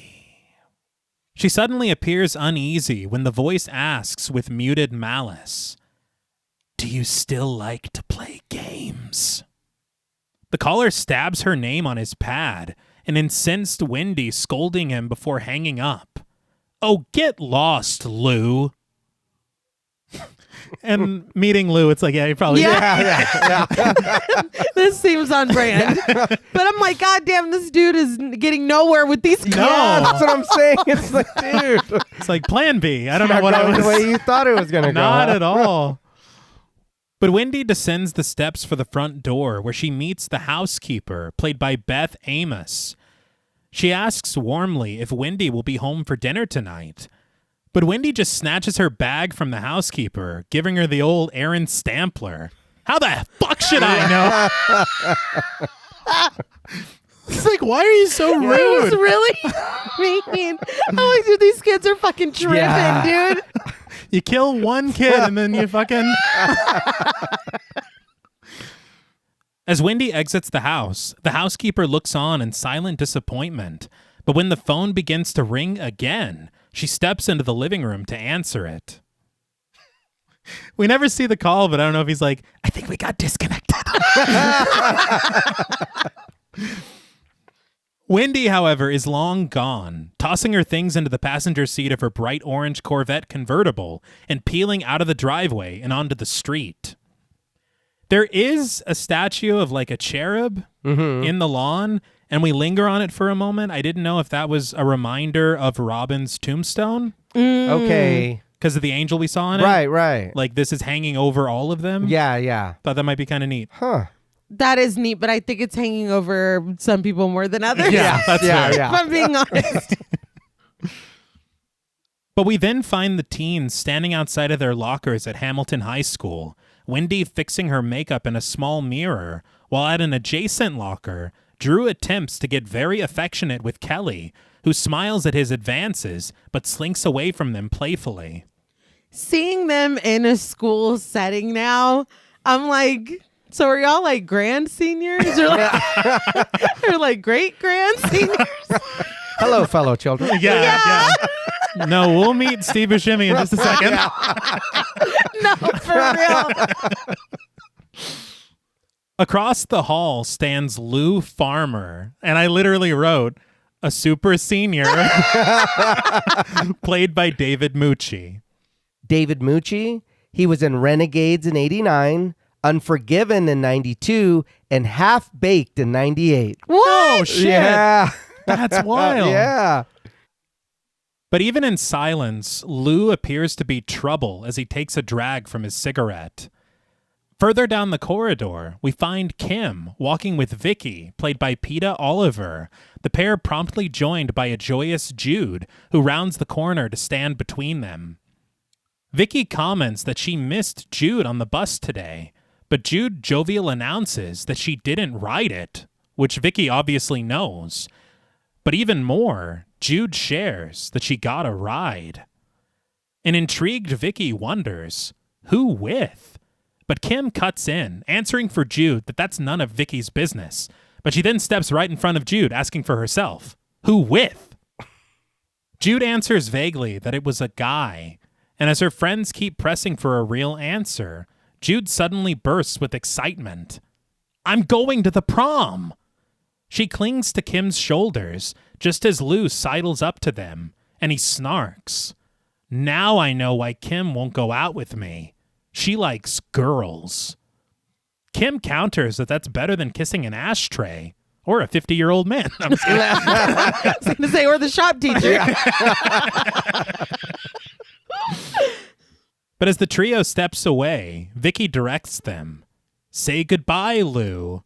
And they repeat the greeting together, attempting to leave Lou in the dust, but he just trails behind, suggesting that if they ever get tired of each other, he's always around, lonely. The girls cackle.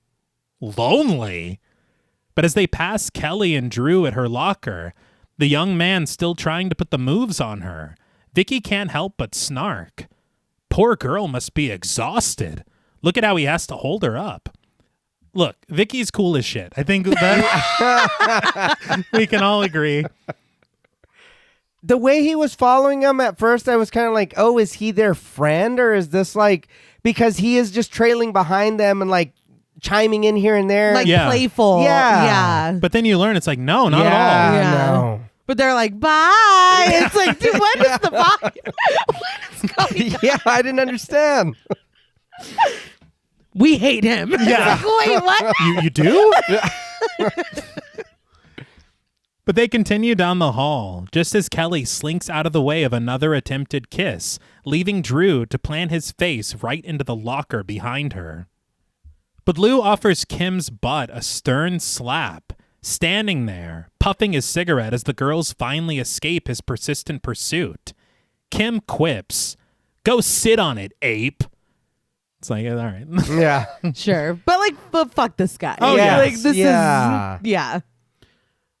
With the Neanderthal no longer following them, they stumble upon Nick, his back against his blue locker as he stands across from an insistent Wendy, her arm planted next to him in a rather familiar fashion.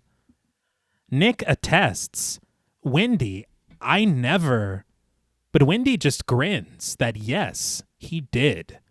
And when the pair are interrupted by the arriving Kim, Jude, and Vicky, Wendy leans forward to kiss Nick right on the lips, announcing more to Kim than to him.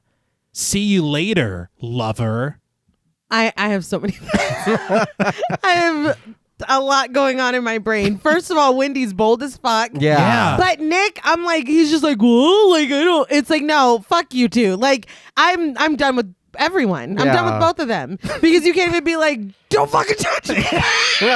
No, I don't dude. know, do something. What you can do? Do something. thing. Wendy's going to be a problem. Oh, Wendy's yeah. gonna be a Yeah. big problem. But as Wendy disappears into the crowd of students, Nick promises that he told Wendy it was over. Kim retorts sarcastically that it must have worked real well. But as the tardy bell rings overhead, the girls walk off together, leaving a worried Nick all alone at his locker, the young man calling out to Kim in an attempt to further defend himself.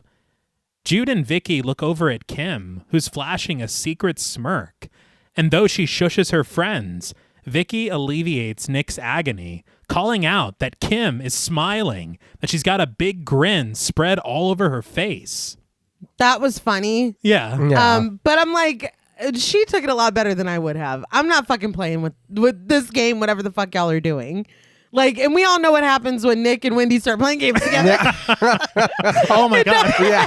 It doesn't end up well for someone. But now knowing that all is well, Nick can't help but smile as he snags his things from his locker, and the girls rush off together down the hall, Kim boasting, "Women in love coming through." But things are far more grim at the old Cottonwood. Which we learn is apparently the abandoned building from the opening of the film. McBride slams on his brakes, parking harshly out front and piling out of the vehicle with Fairchild. The pair rush inside and up the staircase, where on the second floor, the camera climbs the covered body of the dearly departed nurse brought here by the escaped Leonard Murch. Kneeling at the side of her body is Detective Sayer, played by Rob Garrison, who rises to his feet when his superior arrives.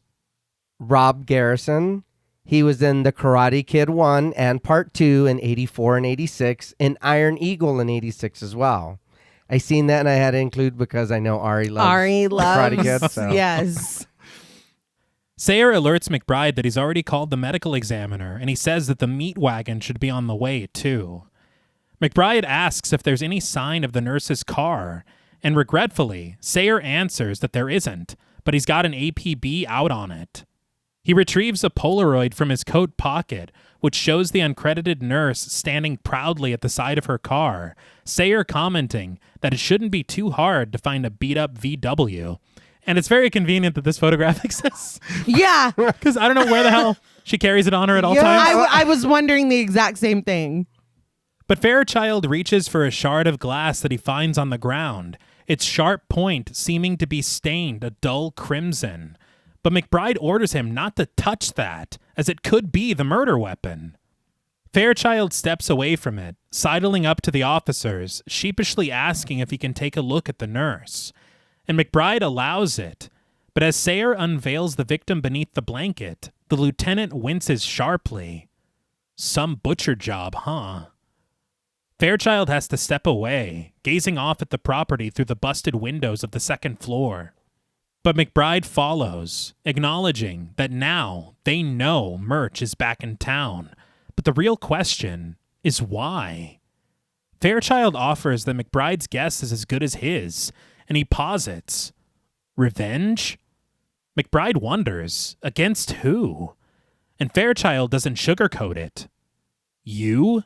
The police? The whole town? McBride snarks. Oh, great. He says that all they need is a full-scale panic on their hands. But glancing back over to the nurse's body, Fairchild suggests that maybe the best thing to do would be to keep things quiet for now. A cheeky McBride quips, "Come on, you mean not tell them that there's a homicidal fruitcake on the loose?" Fairchild supposes that Leonard Murch can't possibly move around freely, not the way he looks after the accident, and McBride concurs, noting that the doctor has a point. Fairchild adds that they don't even know if he's still in town. He fails to see any good in needlessly terrifying an entire community, and McBride responds that that's the last thing he wants to do.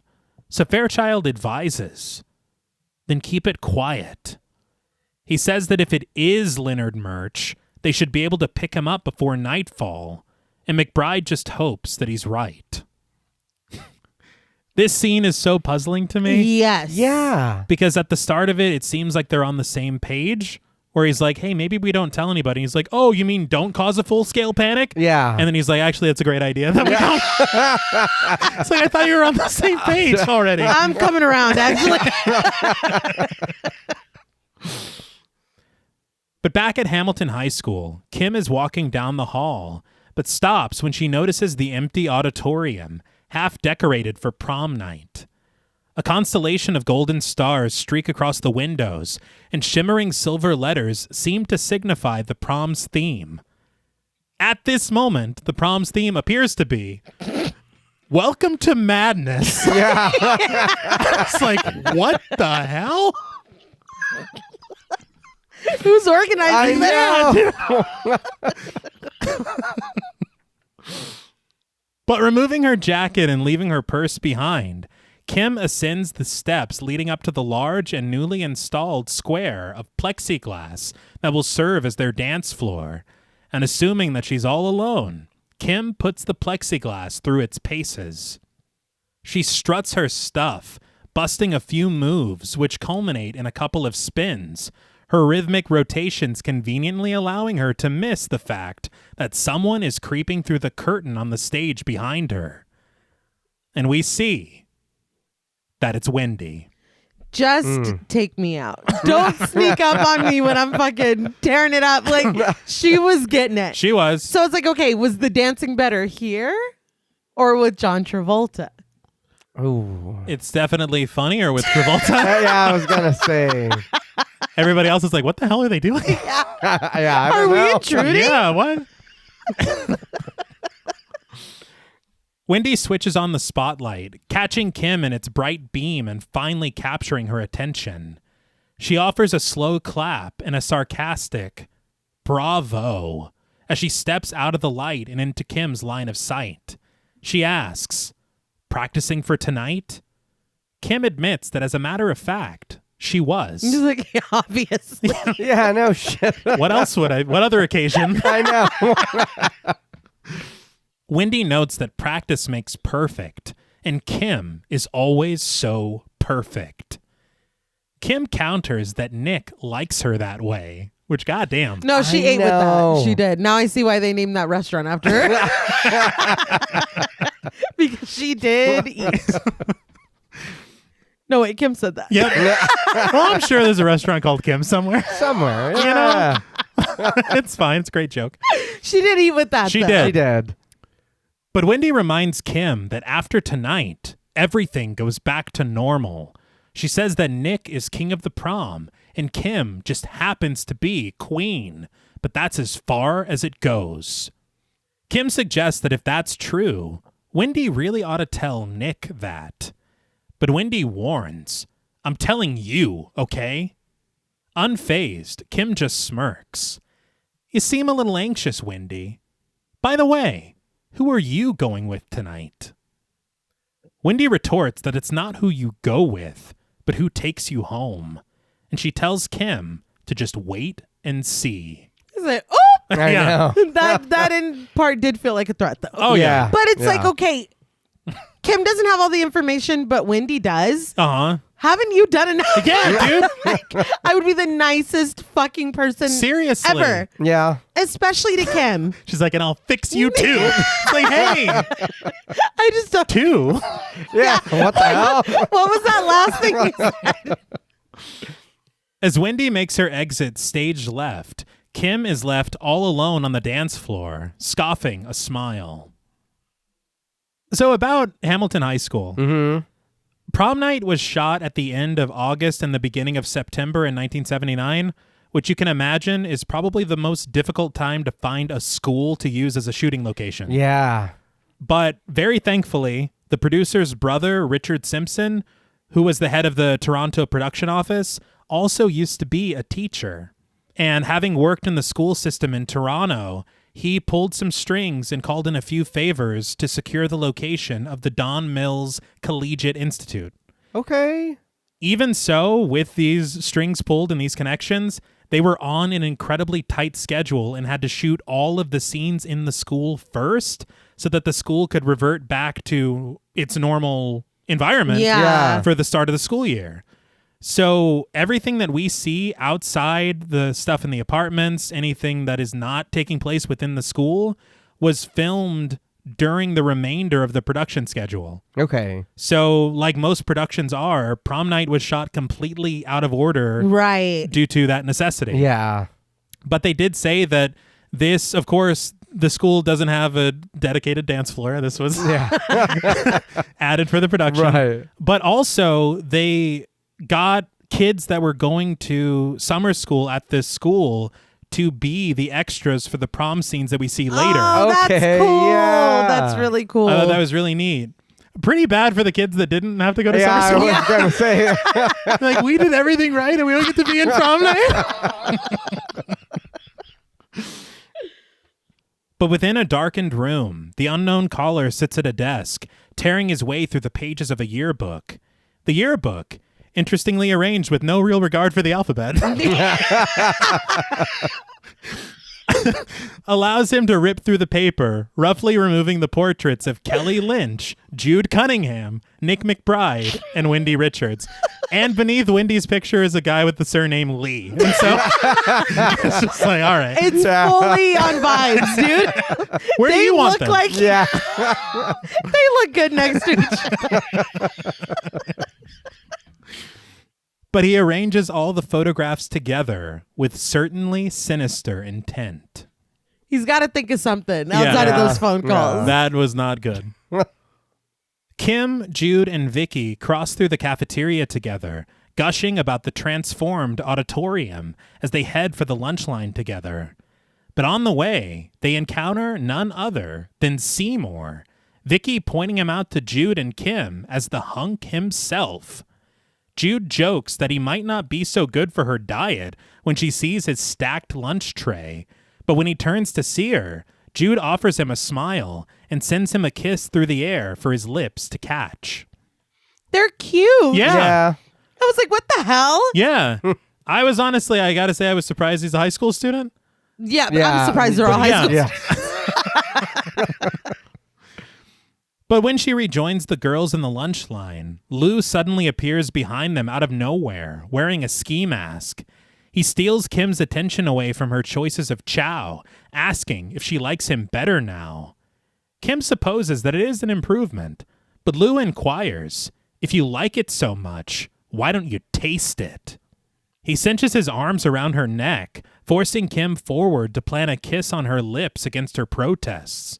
He implores her, come on, be nice.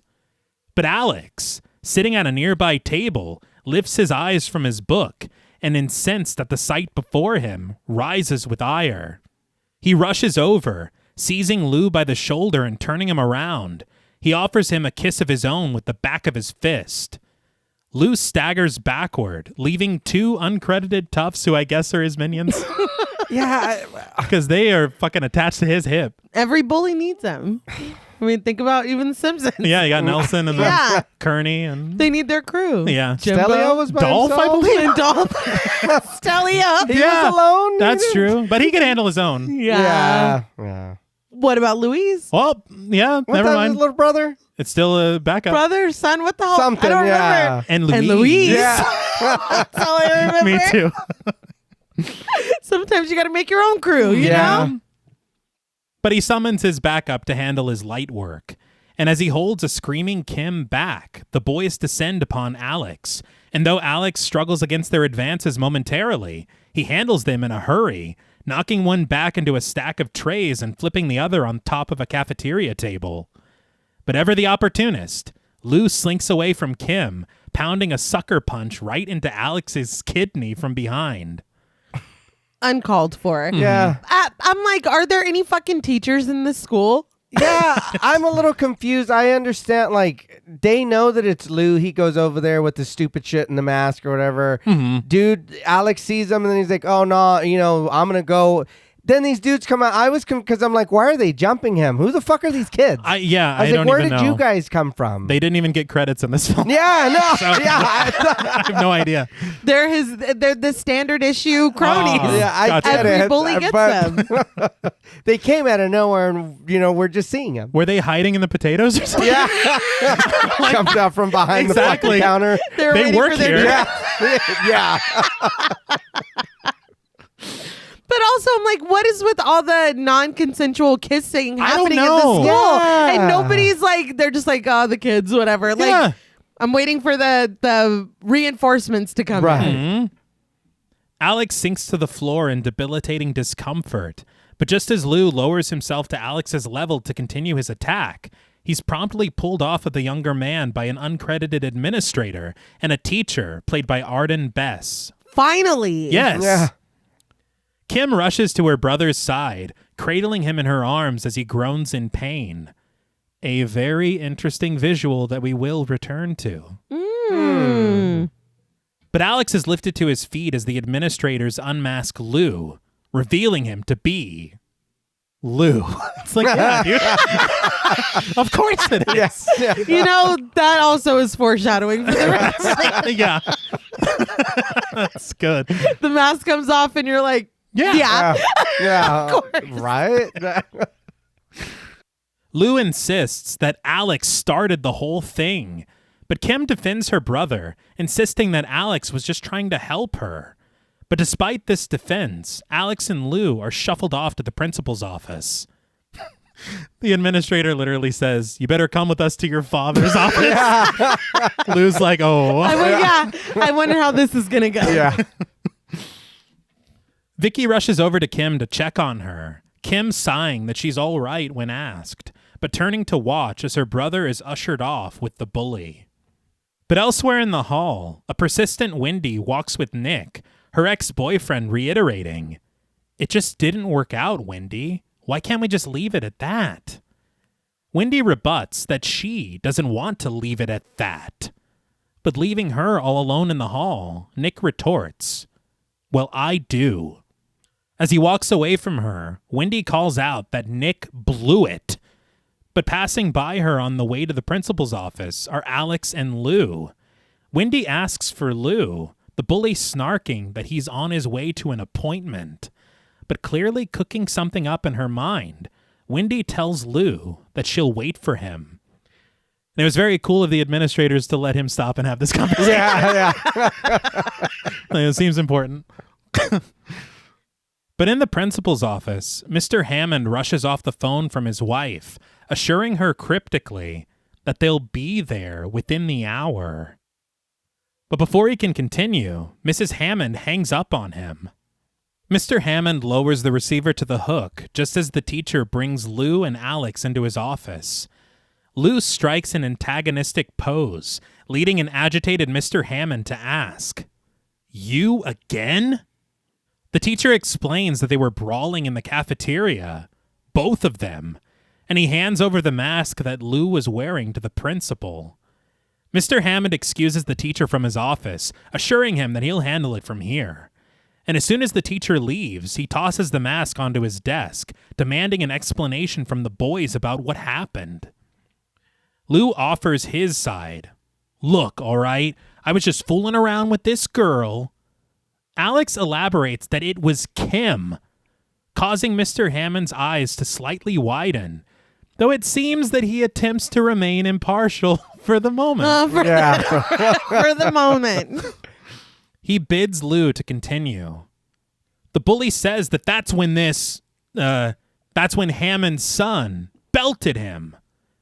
Mr. Hammond asks if this is true, inspiring a scoff from Lou, who says, "It figures." Mr. Hammond takes the bait.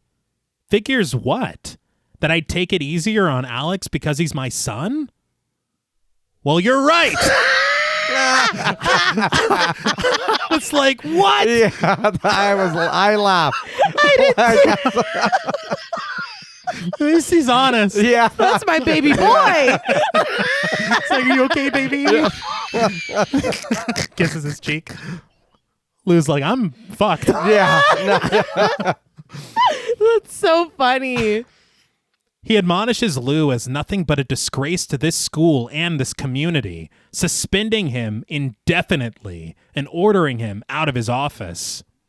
Lou turns to leave, but not before threatening Alex. I'll see you around. So that was a threat. Absolutely. Right in front of him. Yeah. All alone now, Alex approaches his father, assuming that there might be a punishment for him too, but Mr. Hammond just waves him off. Picking up the mask from his desk to look it over, he just suggests that Alex head to the nurse to get checked out and then head back to his office after. Alex does as told, but Mr. Hammond clenches the mask in his fist, flinging it forcefully right into the trash can by his desk. But the sound of a passing engine catches his attention, and he lifts his eye from the trash can over to the blinds of his office window, where a silhouetted stranger sits behind the wheel of a beaten-up VW Beetle, coasting past the school and down the road to a curious piano in the score. But back at the police station, McBride attempts to make sense of Murch's return, his fingers tracing a site on the city map circled in red, the abandoned building where the nurse's body was discovered, the same place, he says, in his mind, that Murch... Indigo Prophecy style. Exactly, yeah. The same place that Murch killed Robin Hammond. He wonders, what's he trying to prove? And as a flurry of flashbacks of both crime scenes find him within his memory, he ponders, revenge? Against who? Is someone talking? Is he getting it from somewhere? They're choosing the dialogue. Yeah. That's exactly. He curses Murch as psychotic, disfigured, violent. He settles into his chair behind his desk, certain that Murch has to be hiding somewhere, waiting. And remembering Murch, all wrapped up and eyeing him through his bandages 6 years ago in his hospital bed, McBride is resigned. I've got to get that bastard before he butchers someone else. Like, are you in here, Lieutenant? He's like, yeah, I'm just working through some things. I'm thinking very deeply. Yeah, it's like we all hear that. Yeah. Dude, it would be so funny if it's revealed that he's literally talking out loud. This just feels so disjointed. It does. It's so odd. Yeah. And again, they're putting a lot of time into something that we know is not true. Yeah. Yeah. So that's but although Leonard Murch has escaped and is killing people on the side. That is another problem. What does that have to do with that? Nothing. It's just an unrelated article. But we rise from the coastline of the ocean, high above it to reach a quite precarious cliff that I guess is on school grounds with no kind of barricade. He's like, as if you could outrun me. I thought this was after school. Me too. And then we're back in school later. And so I was like, what cliffside? Yeah. Is this PE? Like, I don't know what this is. It's rock climbing. Right. Yeah. I gotta be honest, I thought the school day ended like 3 times. Yeah, me too. And I had to go back and rewrite my script. Yeah. No, Portions. I bet. I'm still confused. Yeah, because it does feel like it's over. Yeah. And it can't be because this is all today, because prom is tonight. Yeah. So yeah, it can't even be different days. I was like, where the hell are they? But there, we find Nick walking with his arm around Kim, noting that she doesn't seem very excited about prom tonight. But Kim assures him that she is. It's just, in some ways, it's such an awful day. She reveals that today is Robin's day, and that her mother is all upset, and so is her father, but he's just too strong to show it. The sea breeze blowing through her hair, Kim struggles against tears herself as she realizes, she would have been a junior this year. It would have been her first prom. But she quickly collects herself, noting that the queen of the prom must maintain her whatever. Nick's like, yeah, dude, that's a crazy story. It's like, why are you sweating? It feels great out here. Are you about to throw up? He's like, I think there was a bully in the mashed potatoes.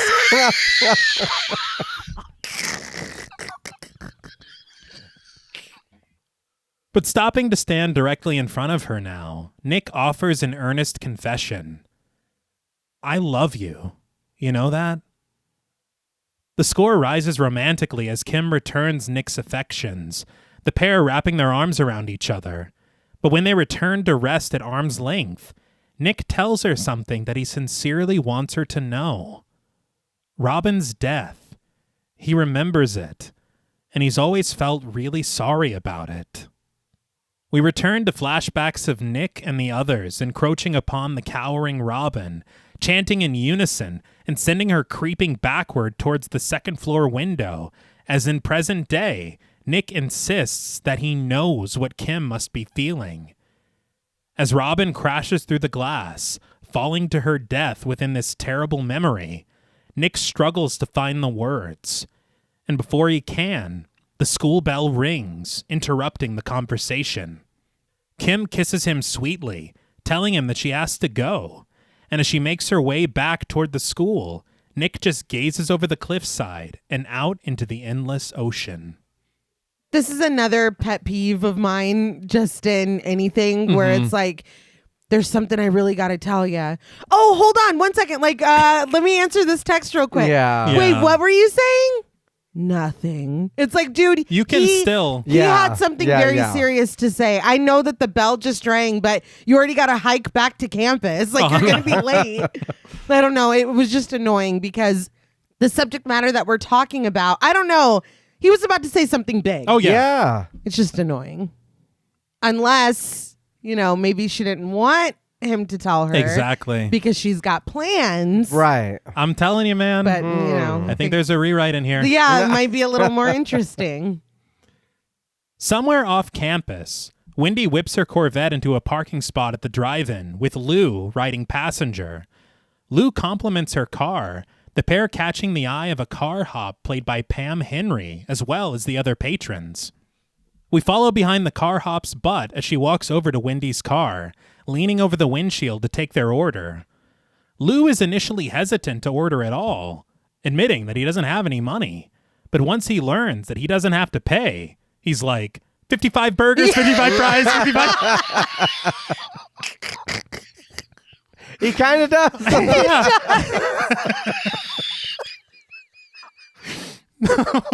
But he orders a couple of burgers, large fries, and he inquires as to what kind of beer they have here. Yeah.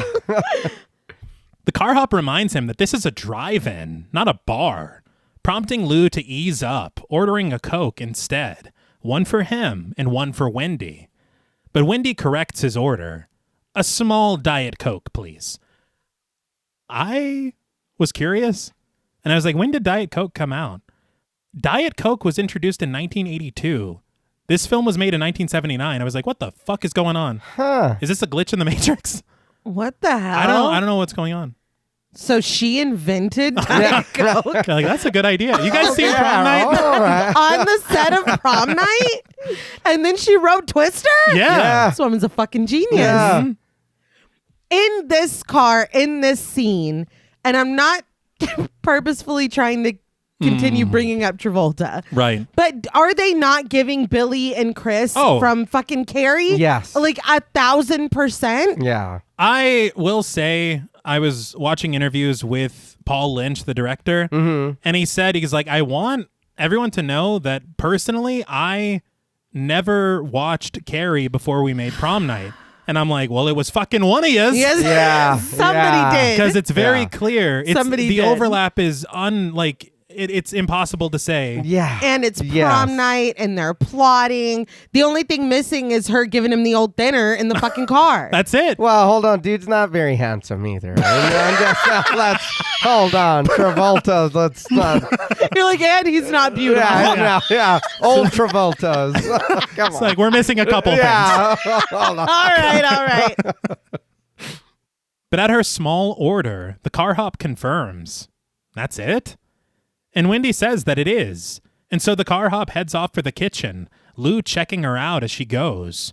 But completely distracted by the car hop's butt, Wendy has to snap Lou out of his stupor. And when she regains his attention, she asks how she's supposed to know that Lou is serious about all this. Lou snaps back. What do you mean, serious? He fumes that he hates that school, Hammond, and his whole fucking family. Wendy relents, believing him. It's like, God okay. damn, dude. He's angry. Bring him his 55 burger. Well, he didn't get to order it. No. Yeah. But Wendy says that she doesn't want anyone hurt. But then she smiles as she adds an addendum. Not badly. Lou returns her eager grin, assuring her that he'll take care of it and that she has nothing to worry about. He wraps his arms around her, burying a kiss into her neck, which Wendy reluctantly allows. What is this? I don't know. What is this duo? I don't know. I feel like he thinks it's one thing, but she thinks it's another. Right. So he's looking at the car hop's ass in front of her. He's like, look, we're not official yet.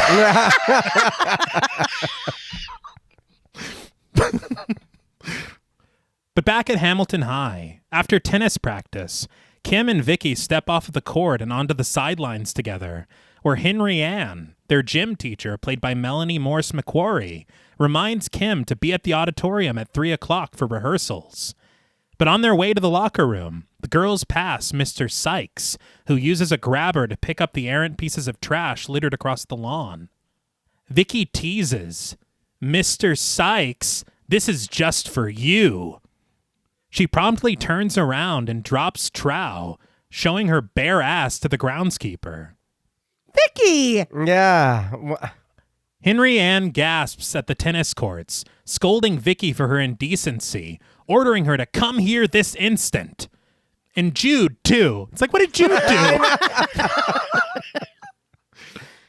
But as the girls return to the tennis courts, we press in on Mr. Sykes, his tongue sticking out of his mouth as he leers unblinkingly at Vicky.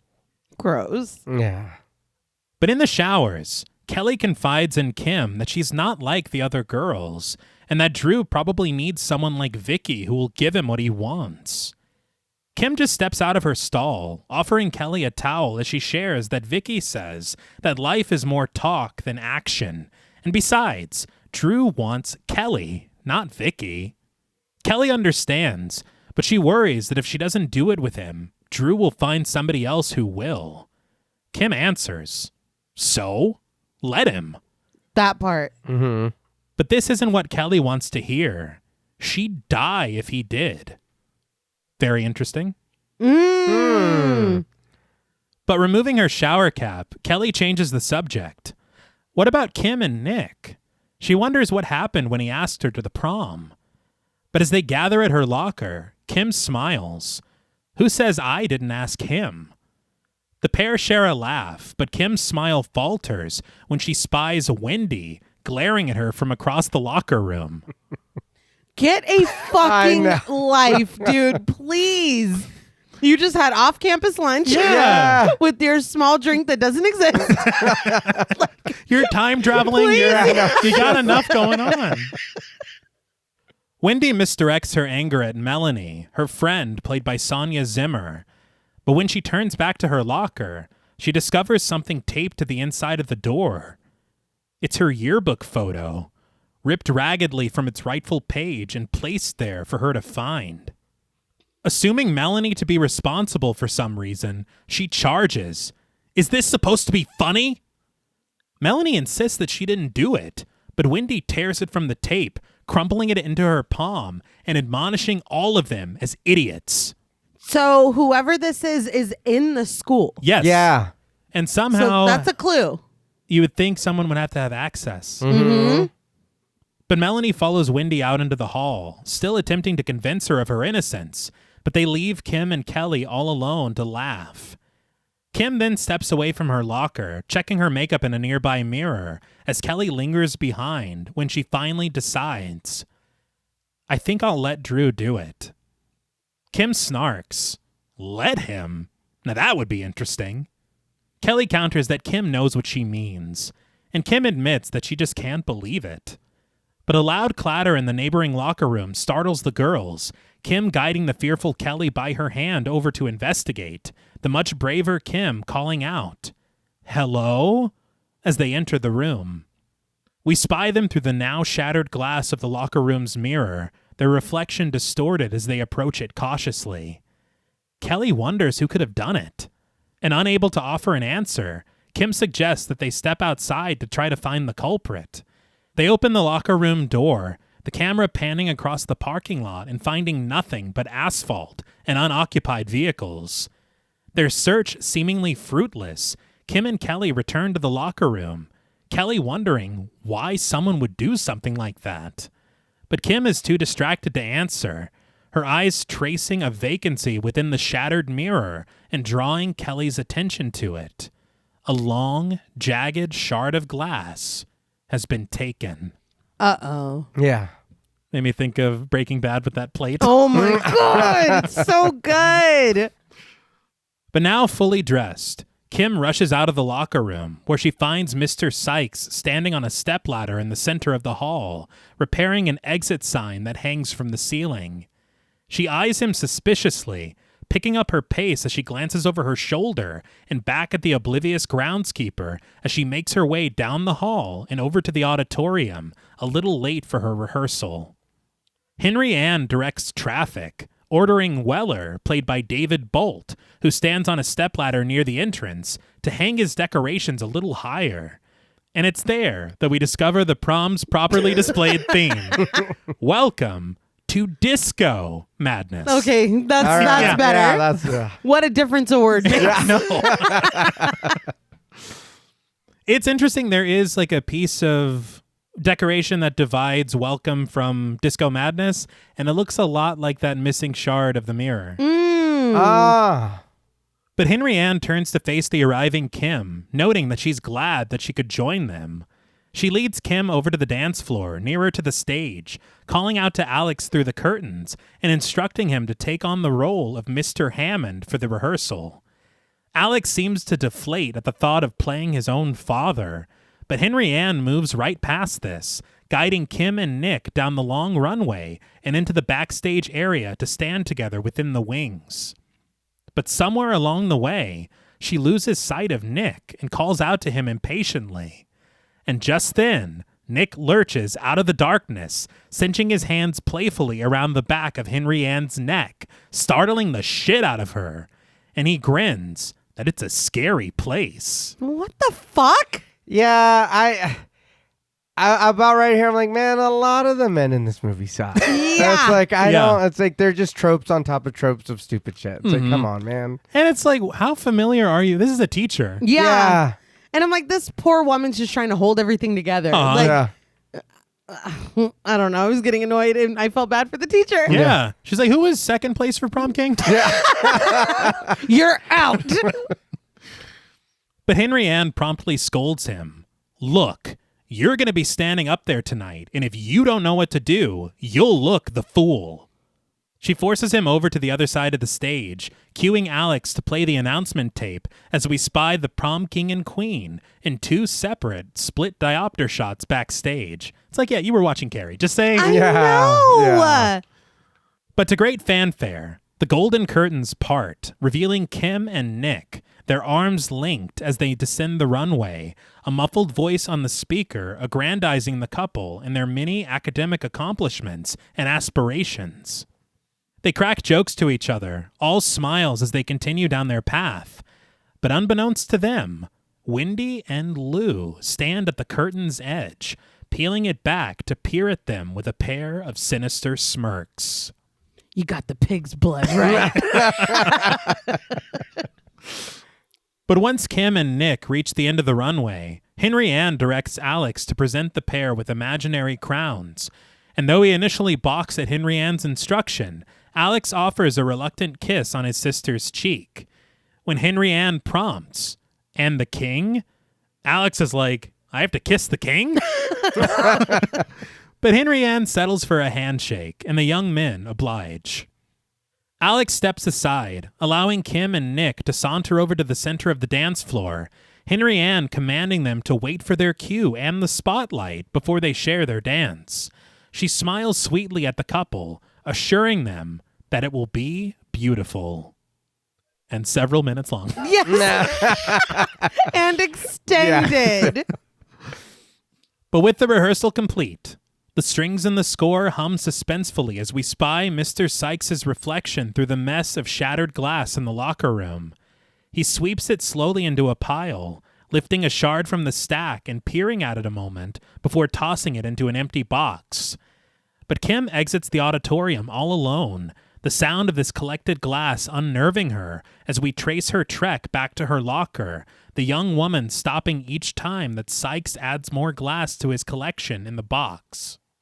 Kim finally reaches her locker, retrieving her books as we hover over her shoulder, and when the glass clatters once more, its piercing pitch reaching Kim in the empty hallway, she slams her locker shut and takes off running. But we then follow Jude, who arrives at her locker.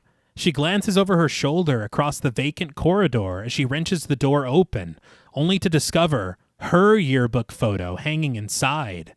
The overhead light shimmers against a sharp shard of glass that's attached to it and angled just beneath her sweet smile in the black and white photo. And that's also a bit of foreshadowing in a very, very specific way. Huh. Okay. Yeah. She tears the photo free from the door, but before she can make sense of it, she's joined by Kelly, who clutches her own yearbook photo in her hands. She wonders worriedly, Jude, why? Jude just shrugs.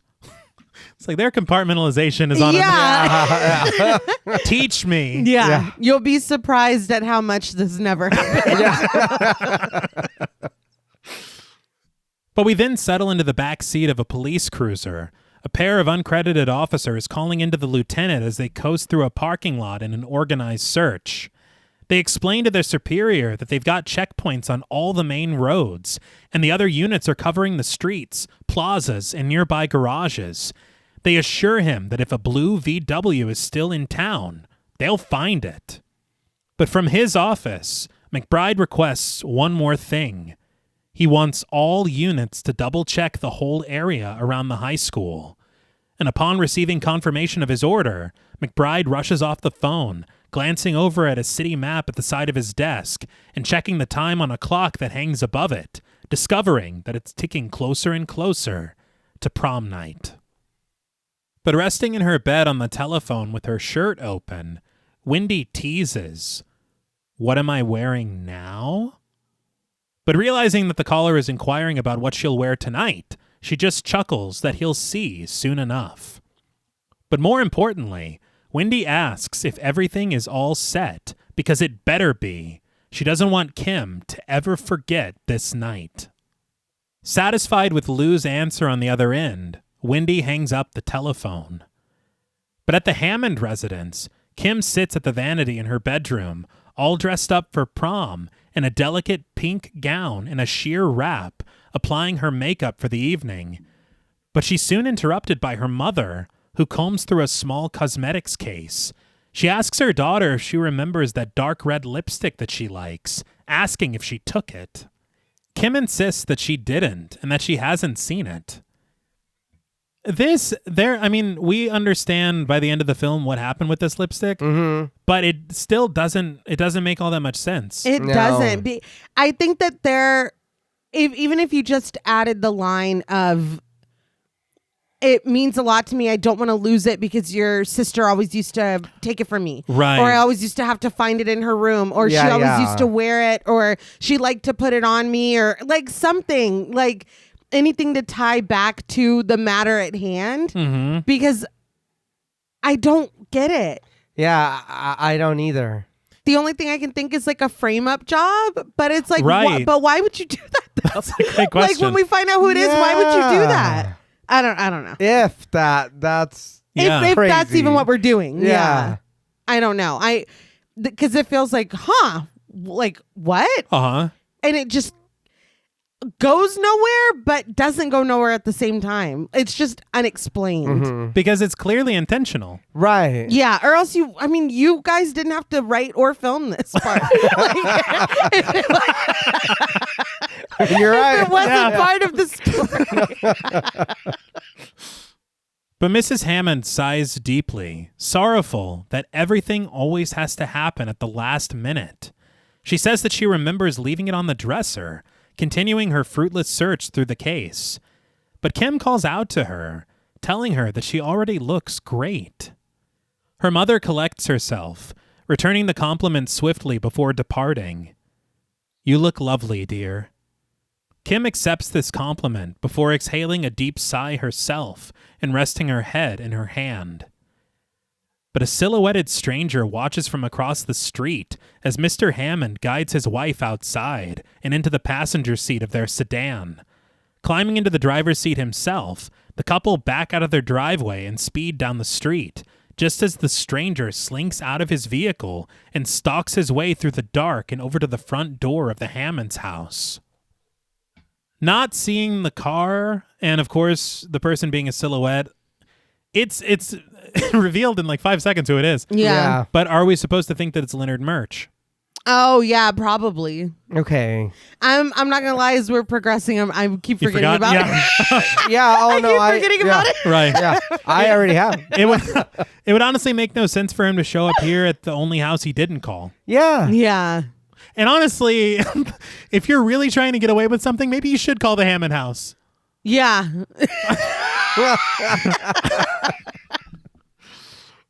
But inside, as Kim stands in a mirror for last looks, Alex arrives in the doorway, almost ready himself, but with his untied tie hanging at either side of his torso from his collar.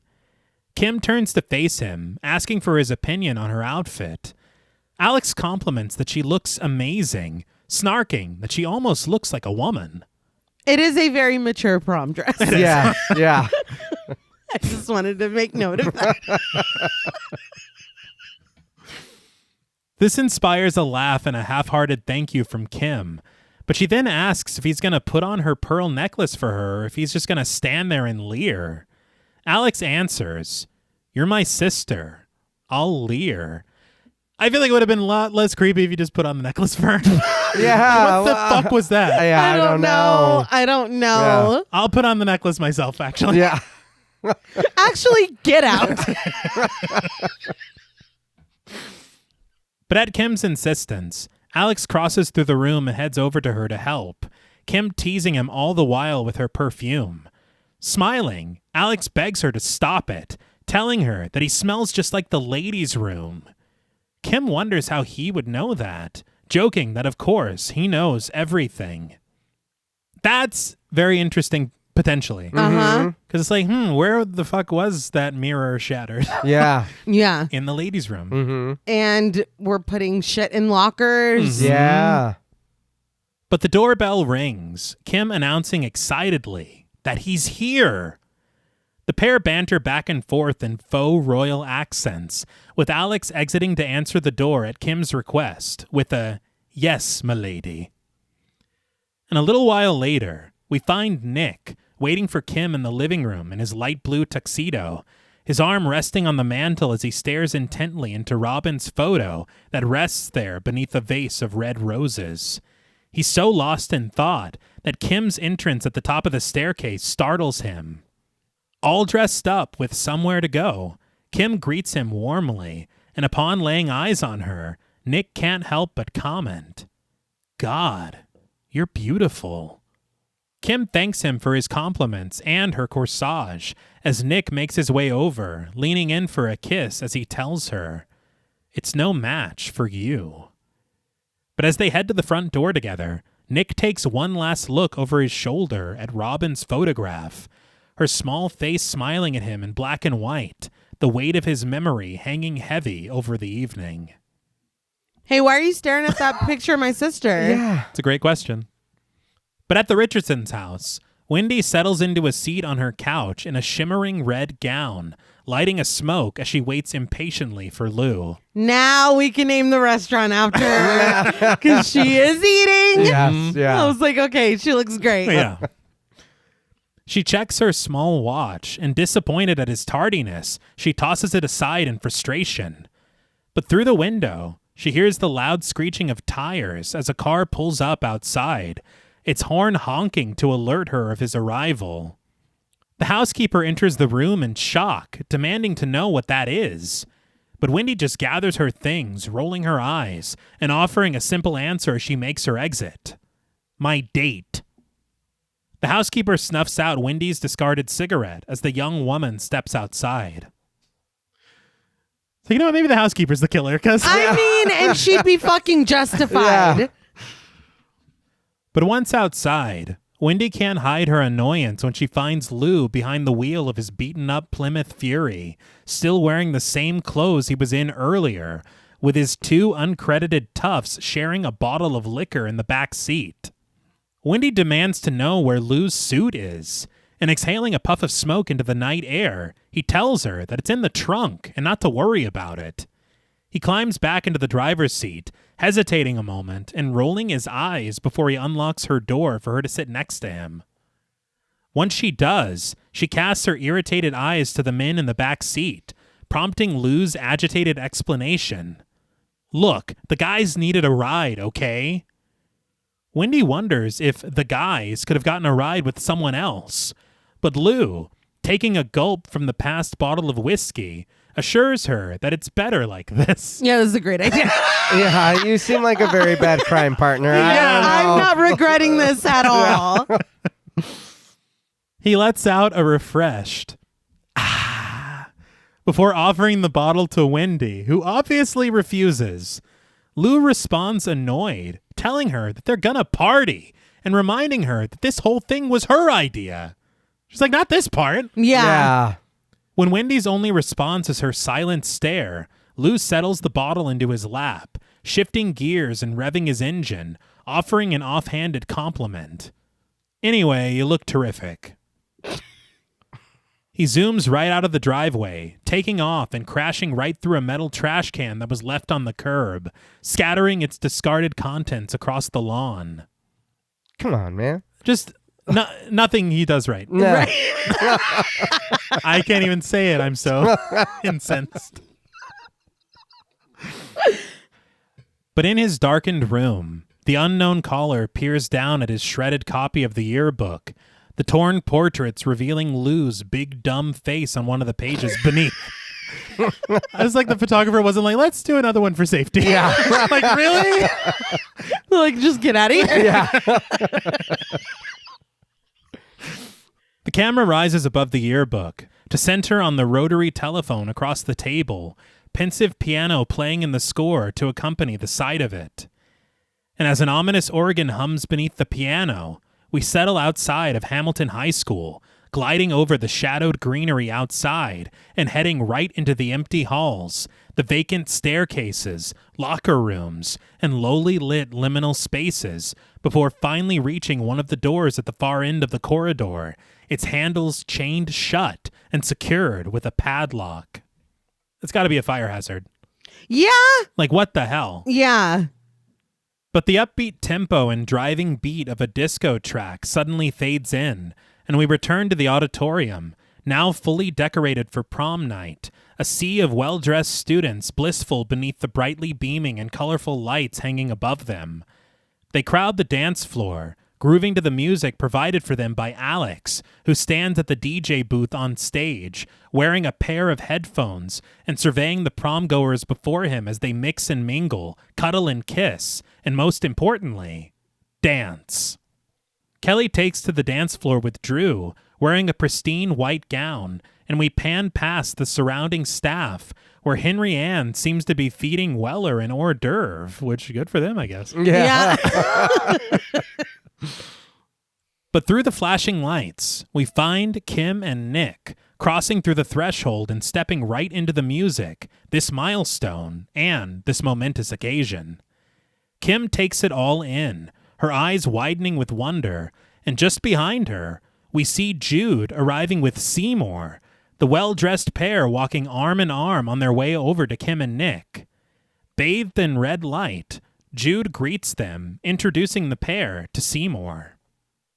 Waiting this late in the game to reveal that this is a Giallo film, I think credit should be given because that was a lot of restraint. We're in the back quarter, maybe, of the film. Look, folks, Yeah. I have to be honest. I think that there are arguments that could be made that this is an American Giallo film. I know. Yeah. That's what I'm saying. I knew you would.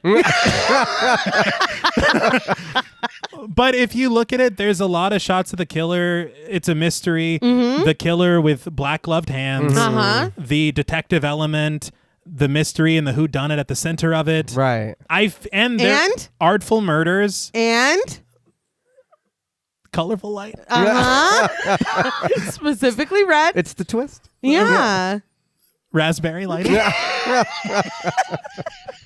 But I don't think that I've seen anybody talk about that before, but I feel like there's so much here that you're like, there had to be at least an influence or something. Right. Well, yeah, leave it to the expert, you know? I'm just glad that we're finally on the same page for once. You're finally learning. I feel like you're talking a lot. And I should. But go on, continue. But Jude introduces the pair to Seymour, who comments that they've met as he offers his hand and a kiss to Kim's cheek. He then shakes Nick's hand, introducing himself as Slick, which Nick says he noticed. He palms a joint to Nick as they part from their handshake. Nick eyes it curiously as Seymour smoothly suggests, "A token, nothing more." Like, why are you talking like that? He's trying to get in with her friend group. Very good, very good. That's the way to go for me. So. He's like, new best friend. Yes. But through the crowd, we spy McBride, dressed sharply in a tuxedo and keeping an eye on things from the hallway. Returning to the dance floor, we find Kim dancing with her father, Mr. Hammond swaying to the new song as he apologizes to his daughter for missing her grand entrance. And also 3/4 of the film. Yeah. It's like there were reshoots on Airplane. Yeah. But he explains that her mother has been very upset and even took her for a walk to calm her down. So is this supposed to be another trying to explain where his whereabouts were? Absolutely. Okay. Kim supposes that she's probably just nervous, and her father says that he hopes so. But as he moves somewhat tensely to the music, Kim urges him to relax. And with a bright smile, he assures her that he is relaxed, and he leans a little bit more into his moves. Kim comments, "Principal by day, Disco King by night." I have to say, this line saying that Mrs. Hammond is just nervous and being like, hey, everybody relax and calm down. This led me to a very interesting rewrite. Okay. And I feel like it would only add to the ending that we get, and I would think make it a little better, but we'll see. Okay. Peering up from the winding reels at the DJ booth, Alex cracks a smile at the sight of his father and sister sharing a dance. But Mrs. Hammond stands at the sidelines, fidgeting nervously, her thoughts seemingly far away from the happenings on the dance floor. But just then, Wendy arrives with Lou, flanked by his two meat-headed miscreants. As promised, Lou is wearing his tuxedo, but he's all business on top and party on the bottom, his dark jacket clashing with his light blue jeans. I will say he is doing better than his posse who are just wearing tuxedo t-shirts. Yeah. What do you expect? But they did come in and like pose, which was pretty funny. Yeah. Is that part of the plan? Yes. As they strike a pose together. They did. They did. Kim glances over to them, offering her father a quick kiss and a thank you for the dance before rushing over to Nick and taking him by the hand. Nick can't believe that Wendy would show up to prom with Lou. Why are you bothered? Yeah, it's a good question. But rather than discuss it or ask that exact question, Kim has a better idea, suggesting that they show Wendy what they can do. And she drags him onto the dance floor. This is when I was like, isn't Lou suspended? Yeah. No shit. He's not supposed to be here. At all. At the DJ booth, Alex switches the song to Tonight is Prom Night, the main theme of the film. And as the track kicks into full gear, the other dancers depart to give Kim and Nick full domain of the dance floor. The pair dance their asses off, launching into a well-rehearsed routine of organized choreography, the captive crowd around them applauding their every marvelous move and tantalizing transition through vibrant color and flashing lights as the pair really get into it for several minutes. I was like, I was not expecting a 30-minute long dance break, but I'm here for it, and I'm sure you really appreciate it. Thank you, Prom Night. I do really think they just wanted to dance. And I love that for this them. means nothing to the movie. Oh, no, nothing. But it is, I guess, a cool little break. I think it was Lynch in an interview. He had said that he had seen Saturday Night Fever, and he's like, I ripped it off. I wanted to do that. Okay. Yeah. Thank you for being honest. Yeah. I appreciate it. And we get a lot of really cool, like, gliding shots. Yeah. And those I appreciated. I did laugh out loud when we started getting POV shots from each of them. That's hilarious. Yeah, no, I had a giant grin on my face this entire segment was hilarious. Yes. And the song. Yes. And we'll talk about that in just a second. I'm glad, because there's no way this song exists outside of this film. Wendy stands incensed at the sidelines, with all of the attention being paid to the prom king and queen. The pair eventually inviting everyone back onto the dance floor to share the banger that sounds over the speakers. So yes, we are going to talk about this sequence and that song. Mm-hmm. Firstly, though I think she goes uncredited, the dance sequence was choreographed by Paul Lynch's sister. Okay. I believe she was a dance instructor in Toronto, and she worked with Jamie Lee Curtis and Casey Stevens to get all the moves right. Okay. And apparently, as we learned, Jamie Lee Curtis had a dance background, and so she kind of picked it up naturally. Yeah. And amazingly, these very smooth shots were accomplished by cinematographer Robert C. New without the use of a Steadicam. And it was one of the first times he had ever used a dolly like this. Okay. He would actually go on to shoot Night of the Creeps. Oh, all right. Oh, that was fun. But the music. It's kind of a wild story. In search of a composer for this film, Lynch was a huge fan of Bob Clark's Black Christmas. Okay. And as we all know, another early Canadian slasher film. Yeah. But through this, he got in touch with Paul Zaza, who composed the score for Black Christmas. Zaza later became aware of the fact that the film would not only need to accentuate the tension and terror, but he'd also need to create some disco tracks for the prom scene. This came about after the producers very foolishly suggested that they initially film the dance sequences with songs by Gloria Gaynor, Pat Benatar, all these hits of the time. So songs that they can't use. Yeah. Absolutely. When it came time for them to call the publishers and buy the rights for the songs, they learned that it would cost around $800,000. Oof. So with a screening for the folks at Avco Embassy coming up, the producers tasked Zaza with writing and recording 6 disco songs in 5 days. Oh, wow. And he did it. Oh, shit. And it was all so that the distributors could see a finished version of the film. Yeah. But before he wrote these songs, he asked the producers, how close are we trying to get to these hits that were in the film originally? They told him, make these songs close enough that the publishers would want to sue us, but not that they would win. Oh my God. damn. And so that's exactly what Zaza did. And after the release of the film, they were promptly sued for $10 million. Oh, wow. Eventually settling out of court for $50,000. Oh my God. So it was still too close. Yeah. He understood the assignment. Yeah. A little too good. Yeah. But I guess the soundtrack was released in 1981 to a vinyl record only in Japan. Huh. And I don't know if that lawsuit had something to do with it.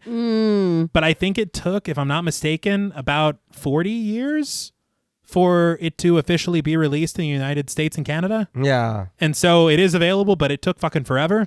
Man. That's wild. And something else about Zaza, because we've talked about him before, but he did the music for My Bloody Valentine. Mm-hmm. He's responsible for the Ballad of Harry Warden. Wow. Okay. Brilliant track. Yeah. But yeah, this song has been stuck in my head for a week. For 1 week. Precisely 7 days. It hit midnight and it went away. Yep.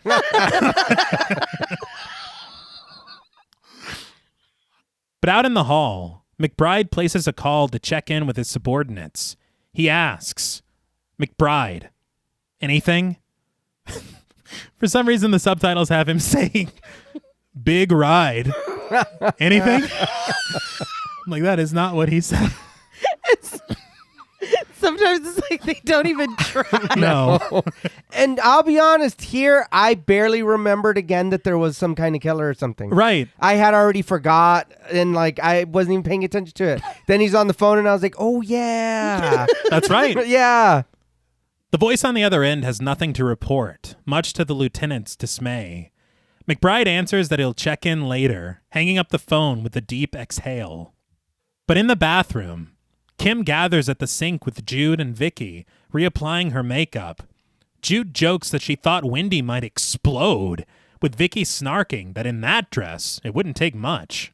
Well, hold on. But Kim has to admit that Wendy looks great tonight. But they're then joined by Kelly. Nate's just nodding. She does. It's like, look, you can say a lot of things about Yeah. Wendy. She's diabolical, but... But she looks fantastic. But they're then joined by Kelly, who stands at the door, appearing a bit disheartened. Kim asks if she's okay, and Kelly replies that she is, as long as she and Drew stay on the dance floor. Kim promises to be around if she needs any support, and Vicky agrees, or an extra pair of hands. Noticing Kelly's nerves, Jude offers some advice, assuring her that it's really no big deal. It's like getting a shot. Vicky just rolls her eyes. One date and suddenly she's a sex counselor.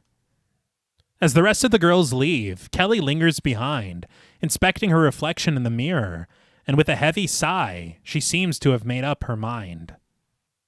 Out on the dance floor, Wendy dances reluctantly with Lou, keeping him at a distance every time he attempts to get any closer.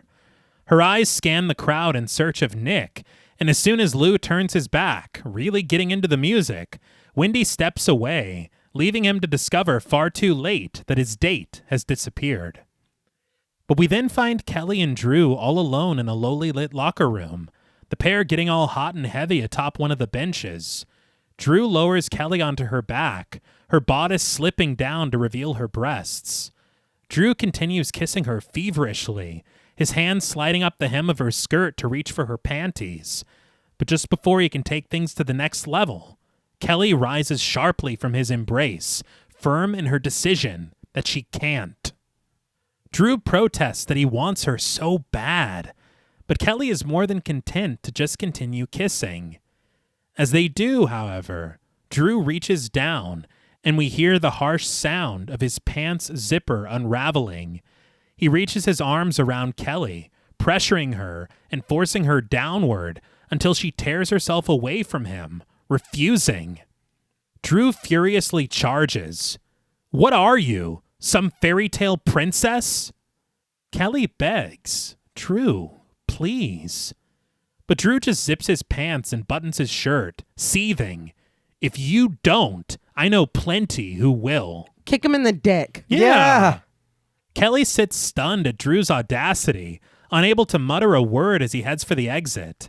He glances back at her as he stands silhouetted in the doorway, adding insult to her emotional injury, tearing his boutonniere from his coat pocket and tossing it onto the locker room floor before he departs. Kelly cries, "Drew, you bastard!" She trembles tearfully that he'll be back. But rising from the bench to slip back into her dress, Kelly doesn't notice that a stranger has entered the locker room from the other door. He skulks silently through the darkness, his long shadow cast across the wall as he approaches her from behind, reaching out to seize her by the throat. Placing the long, jagged piece of mirror glass to her throat, he leans in to whisper, "Now, Kelly, now." The sharp shard tears through the soft flesh of her throat, Kelly gasping against the killer's gloved hand as her life slips away. She's dropped to the floor, blood pouring from her wound and trickling out of her mouth as the camera presses in through the blue darkness to settle upon her sightless eyes, which stare lifelessly into the ether. Beautiful shot. Yeah. Yeah. I feel like she's been through enough. Yeah. And she was the only one there that like felt bad about what happened Yeah. back then. Yeah. Right. You would think, I mean, I don't know, and her death is just so harsh. It's rough. Yeah. And then just having to fucking deal with this dickhead 10 Yeah. seconds ago, and then It's like, enough. She can't take it anymore. No. But we match cut through the blood to a bowl of punch in the auditorium where an uncredited girl pours herself a glass. She's soon joined by the now single Drew, who sidles up next to her with a whisper in her ear, the girl offering a smile and joining him on his way to the dance floor. But through the crowd, we find Wendy sitting at a table with Nick. She smiles deviously as her hands reach playfully for the unfastened placket of his shirt. She does so in a far too familiar fashion for the arriving Kim, who storms off past their table without a word, leaving Nick to pull away from Wendy and chase after Kim as she swiftly departs. And things are tough all over, it seems, as Henry Ann finds Weller canoodling with another staff member, scolding that she believes that this is their dance. It's like, what's in the punch? Everybody's Yeah, this is know. crazy. There's lemon squares at the table. But the phantom stranger skulks through the hall, hiding in the shadows, where he spies McBride on the telephone, the lieutenant's voice clearly added in post, as he directs his subordinate on the other end to give him some results, as they've been after merch all day to no consequence. He hangs up the phone in frustration. The, like, I don't know, instant gratification of the police work. Yeah. We've been doing this all day. It's like, we spent 6 hours at this. Why haven't we found it? But out in a nearby field, you should not come a-knockin', because Seymour's van is a-rockin'. Jude's moans echo into the evening, and we suddenly take the point of view of the killer, who stalks around the back of the vehicle, the score growing suspenseful as he peers in through the back window. And again, this to me, what we understand, it implies that after the killer saw McBride on the phone, he ran to wherever this is. Yeah. Wouldn't it make more sense if maybe... Two Yeah, killers? just maybe. Inside the van, after checking in on Jude, Seymour realizes something with great dismay. In their tenderness, they accidentally crushed his glasses. He sets them aside, but leans in closer to Jude. But instead of offering her a kiss, he just backs out of the van awkwardly, as if someone put his body into reverse. I was like, what the hell are you doing? Yeah. Jude hides her nudity beneath a blanket, asking her lover if he's going somewhere. Seymour answers simply that nature calls, and he steps out of the van, telling Jude not to go anywhere. As he finds the proper place to take a piss, Seymour calls back to Jude, who leans out of the open door. Was it okay? Jude just gushes. Oh, God. And Seymour agrees. The best, Jerry. The best. Jude wonders if he means ever. And after Seymour mulls it over unconvincingly, Jude reveals, "You're my first, too." It's like they're adorable. They are, yeah.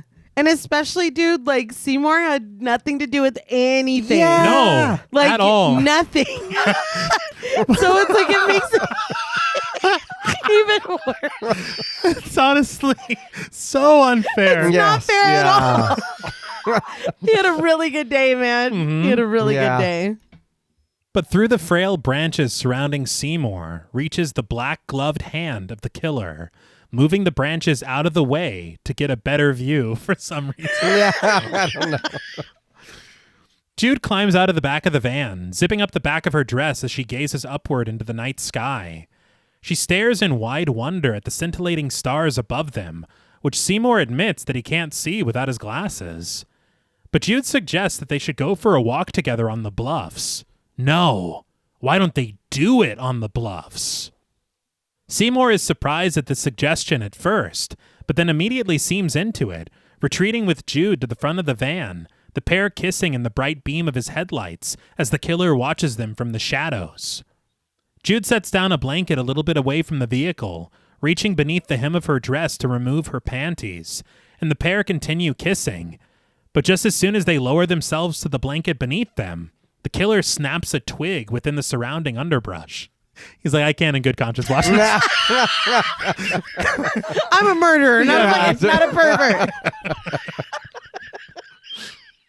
Seymour wonders what that was, and Jude isn't sure, but Seymour is certain that someone is out here.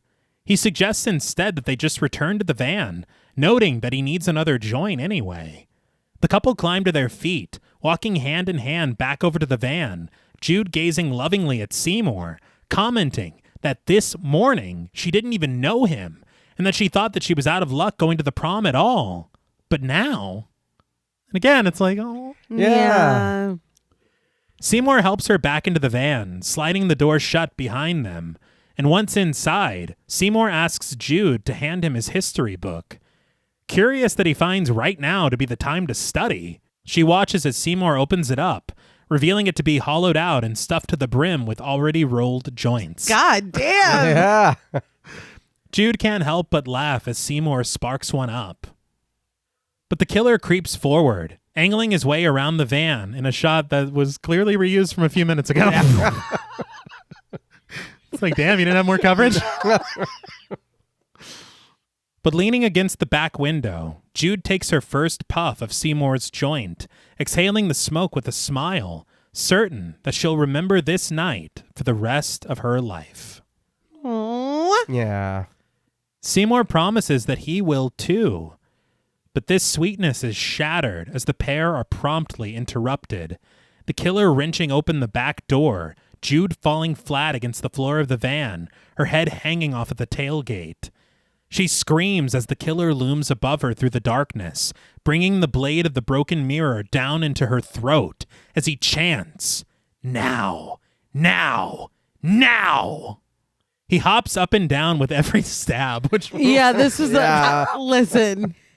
This point on, we're seeing way too much in. Yeah. Oh, no, And it yeah. genuinely looks really fun. It's like, oh, he's not scary at all. No. No, he's not. Seymour offers a quite underwhelming, no! He's high, man. Yeah. The killer peers at Seymour through his sparkling black ski mask before climbing into the back of the van in pursuit of him. Seymour socks him across the jaw, knocking him flat on his ass, but the killer collects himself in the dirt, appearing a bit woozy. But Seymour rushes for the driver's seat, switching gears to try to run him over. I wanted to comment, I don't know anything necessarily about like certain influences or things that inspired the Ghostface costume because it was already a thing partially. Mm-hmm. But the material of this mask reminds me a lot of how Ghostface robe kind of shines. Yeah, I can totally see that. And he is totally giving Ghostface right now. Yes. Yes. Oh, yeah.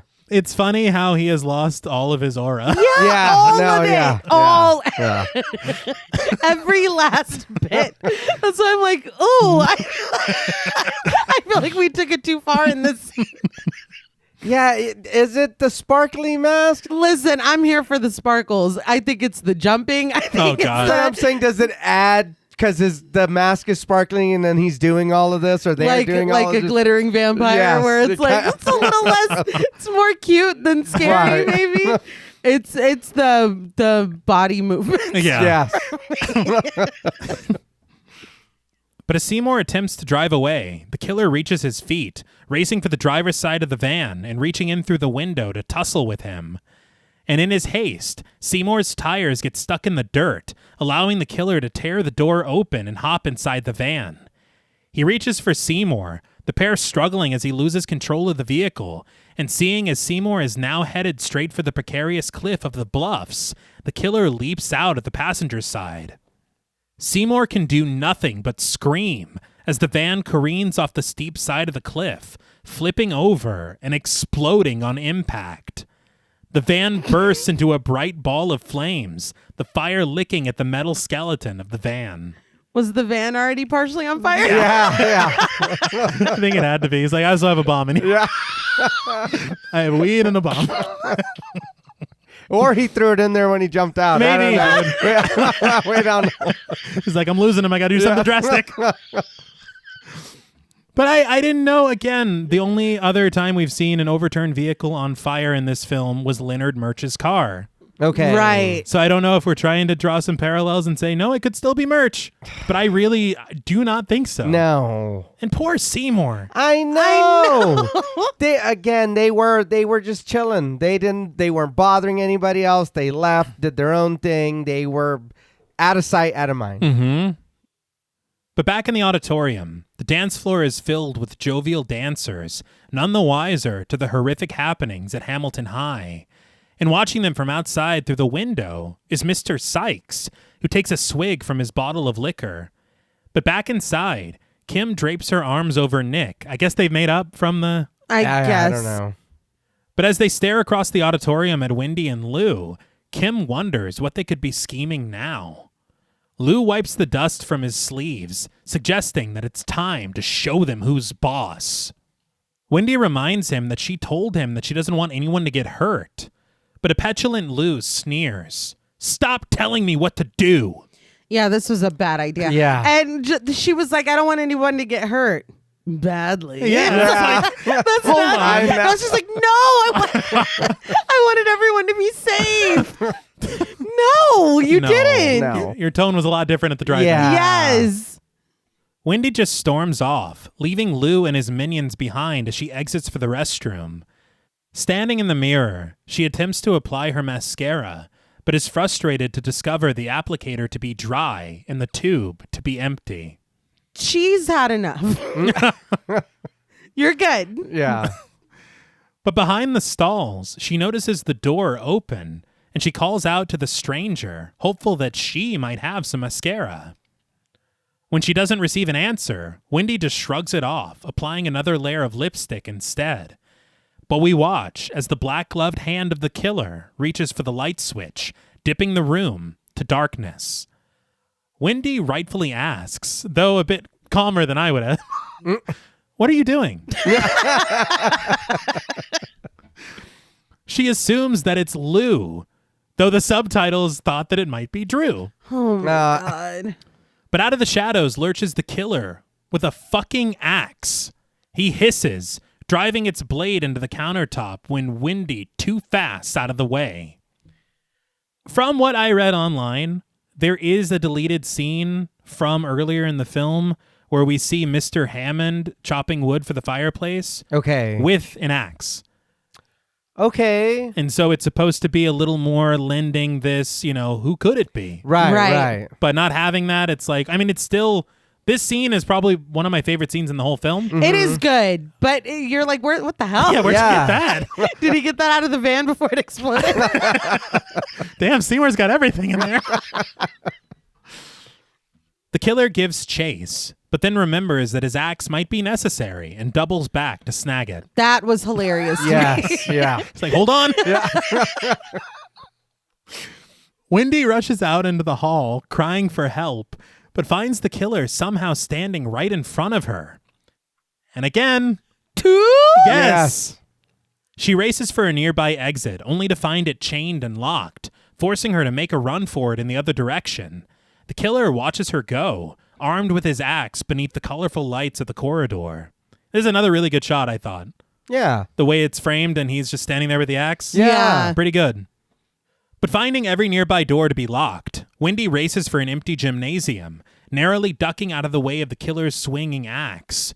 She takes the customary horror movie fall against a blue gym mat, but she climbs to her feet, the killer pursuing her through the darkness and leaping over a small trampoline on the way. Yeah. He stalks her through the halls, Wendy climbing the stairs to the second floor and ducking into a classroom that she finds there. She sinks behind the front desk, hidden within a sea of stools stacked across the dozens of tables. She lifts her gaze to watch for the door, her eyes reflected into the shining surface of the desk beneath her, and she watches as the killer's shadow darkens the outside hall. He opens the door for a moment to peer inside, but assuming the classroom to be empty, he continues down the corridor. All alone now, Wendy rises from her hiding place, backing into the lab that's connected to the classroom, only to bump into an anatomic model, sending it clattering to the floor as a startled scream escapes her. Overhearing her from the hall, the killer returns to the classroom, prompting Wendy's immediate escape. She rushes back downstairs, exiting into the school's auto body shop, and upon discovering its exit to be locked as well, Wendy seeks safety within the front seat of an unlocked car that she finds there. The music from the auditorium pounds mutedly through the walls as the killer creeps his way inside, and Wendy forces her hand over her mouth to silence her shaky breaths. The killer skulks around with his axe raised, peering through the windows of every parked car until he finds Wendy. He attempts to open the door, and when he's unable to, he crashes through the glass with the blade of his axe. Wendy tears the opposite door open, running for her life, and knocking the pursuing killer off of his feet with the whack of a found tool. Finding yet another exit to be locked and blocked, Wendy sneaks into a nearby supply closet, cowering in the corner and watching for the killer through the small window of the door. Tearful and fearful, she reaches for the knob, clenching it tightly in her fist. But the low light shimmers off the blade of the killer's axe as he stalks his way down the hall toward Wendy's hiding place. But Wendy is soon distracted by an incessant dripping sound. Her eyes search through the darkness for its source. Drip, drip, drip. The liquid collects in a crimson pool on the tile floor, and suddenly, Kelly's corpse collapses from a high shelf within the closet, swinging down right in front of Wendy and inspiring a shriek.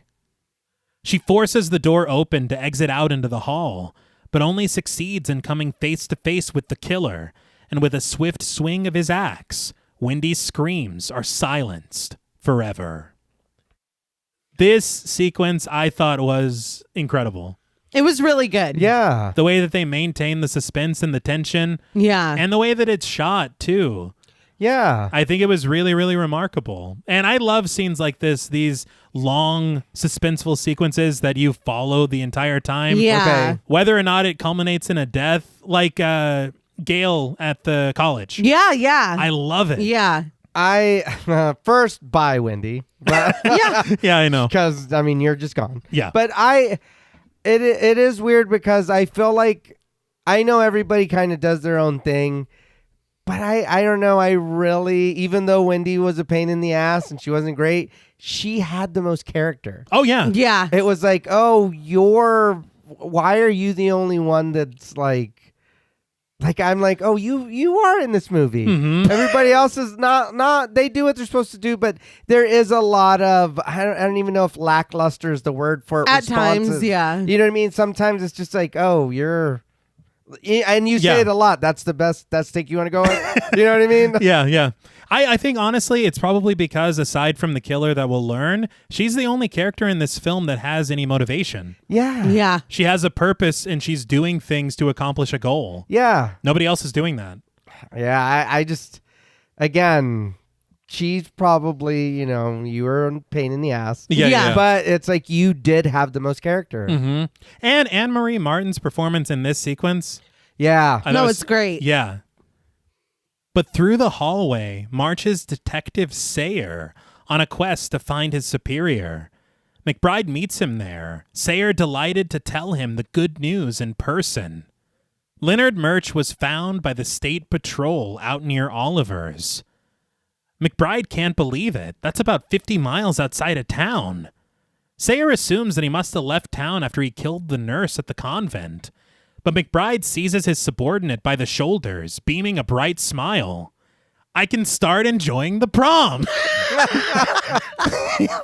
So it was tough before. Yeah. It's like I've been thinking about this shit all day.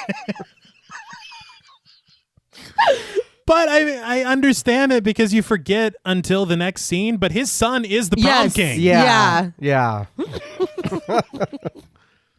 But he tells Sayer that he'll see him in the morning, with Sayer bidding him a good night and slicking his hair back with sweet relief. But in the auditorium, Kim and Henry Ann can't seem to find Mr. Hammond.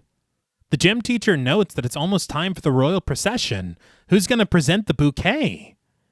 Kim suggests that Mr. Weller could do the honors, and Henry Ann attempts to push past his reluctance in order to convince him. But before she can, Kim notices something across the room and makes her way over. At the entrance of the auditorium, Nick and his father hold a staggering Sykes on his feet, the groundskeeper slurring that there's a killer on the loose. McBride supposes that Sykes has just had too much to drink, and he tells his son that he's going to head for his patrol car to take Sykes in, promising that he'll be right back. Why is Sykes even here at the prom? And why is it okay that he's drinking? Yeah. I feel like not only, secondary him being the principal, this is also his daughter. 100%. You gotta be missing this for a really big reason. Yeah. There has to be a huge reason why you are not in this auditorium right now. And I can't wait to find out what that reason is. It's definitely revealed. Yeah. It's like, no, let's just never show never show him or speak of him again. I literally don't think we see Leslie Nielsen again, do we? don't. Yeah, no, I don't think so. Wild. Yeah. That's why I was like, he's going to be a part of this reveal at the end. 100%. Yeah. That's what I'm thinking. Because now we know that Murch is not involved. Right. Yes. Yeah. Very conveniently, that little red herring has been wrapped up. Sykes is being escorted away.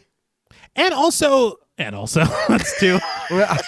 And Kim is very, concerned, of course, about where her father might be because he's a part of the ceremony. Yeah. But where's Mrs. Hammond? yeah. Yeah. No, I don't think we've seen her since she was looking for her lipstick. Or did we see her one more time? She was at the prom. Okay. Just standing there nervously. Right. Okay. And then never Right. again. Yeah, that's it. I also thought when they were like, where's your dad? And they couldn't find him. I thought they were going to have Alex stand in for him since he did earlier. Right. Okay. Right. But, Yeah. But McBride forces the groundskeeper out of the building as Vicky joins the couple to gawk at him, wondering what happened. Nick echoes his father's findings. He drank too much. That's what happened. And Vicky just jokes that Sykes would fit right in with this crowd. She's always on. Yeah. But the camera arcs around them to reveal the arriving Henry Ann, who tells them that that's enough excitement. But now it's time to get ready for the royal procession. Vicky offers Kim a hug and a curtsy. Break a leg, Your Majesty. The pair then head backstage with Henry Ann to take their positions, but we pan past them to find Lou smoking near the stage, flanked by his hooligans. He tells them, it's time. And when they wonder about Wendy, Lou answers, screw her. I'll just have sweet Kim all to myself. what? Yeah. Okay. I thought the scene was over a couple of times. I have to say. He says it's time, and I'm like, okay, cut it there. And he's like, well, screw Wendy. And I'm like, all right. And then they finalize their plans once more. Yeah. If Wendy doesn't get here, they're to let Kim go. Lou confirms this. And the young men are sent to their proper positions. This goes on too long. Yeah. But backstage, Henry Ann reveals the crowns to the prom king and queen, setting them onto their heads. And as Nick finds his mark within the wings and Henry Ann ushers Kim over to hers, the killer slides out of the shadows, clutching his axe as the score grows sinister. He creeps closer. But before Nick can take to the stage, Lou and one of his minions incapacitate him, forcing a strip of tape over his mouth, knocking him out and tying his hands. He was very easily knocked out. Yeah. He was. Yeah. Yeah. I think he was already going to sleep. It's a late night, man. They wanted an excuse not to do it. And I'm sorry, is this improvising? Wendy's plan is just out the window completely. This is all Lou's plan? Oh, yeah. I'm guessing. Guess. Okay. But Lou steals Nick's jacket off of his shoulders and settles it onto his own with a smile as his minion rests the king's crown onto Lou's head. Given the thumbs up, Lou takes Nick's mark, waiting for his cue. But through the darkness stalks the killer, raising his axe to the imposter's silhouette.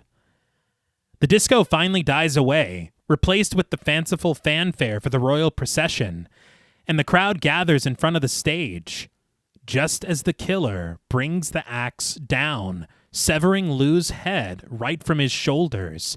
His cranium clatters to the stage floor, tumbling through the curtain and out onto the runway. But in his clumsy chop, the killer has sliced through several swinging cords, the electricity reaching the blade of his axe and zapping him backward to slide across the floor. You look so... I don't understand what... First time? Yeah. JP just looks so disappointed. It's very funny because first, these boys are not our boys, quote unquote, Yes. are not the same size. Mm-hmm. No. So you just... No, that looks like a kid. I'm going to fucking cut his head off. Fuck it. I don't... He's like, only the prom king would be standing Yes, there. yeah. That's a much larger child. It is. Fuck it. Let's see what happens. Whatever. Different hair color. Yes. Yeah. The electrocution was just Oh, funny. my God. I It's just... fantastic. He's mortal like us. Yeah. The tape begins to skip as the disco returns, a spotlight beaming as the announcer reiterates, "We now announce your king and queen, your king and queen, king and queen." But Weller's eyes widen with horror at the center of the crowd, screams surrounding him as they all discover Lou's decapitated head through the flashing lights at the center of the runway. It rests upright within a pool of his own blood. The prosthetics creator, Warren Kyler, said that they built this entire head. They had a skull on the inside and then made the whole thing out of latex rubber. And they were really proud of it. He had it in the featurette and he was like, "No, this has weathered quite a bit." And it had. Yeah. But he said that at the time, David Mucci had even borrowed the head to take home and scare his mother with it. Oh my God. Wow. I mean, that between that and the fart machine, there was a lot of cutting up going on.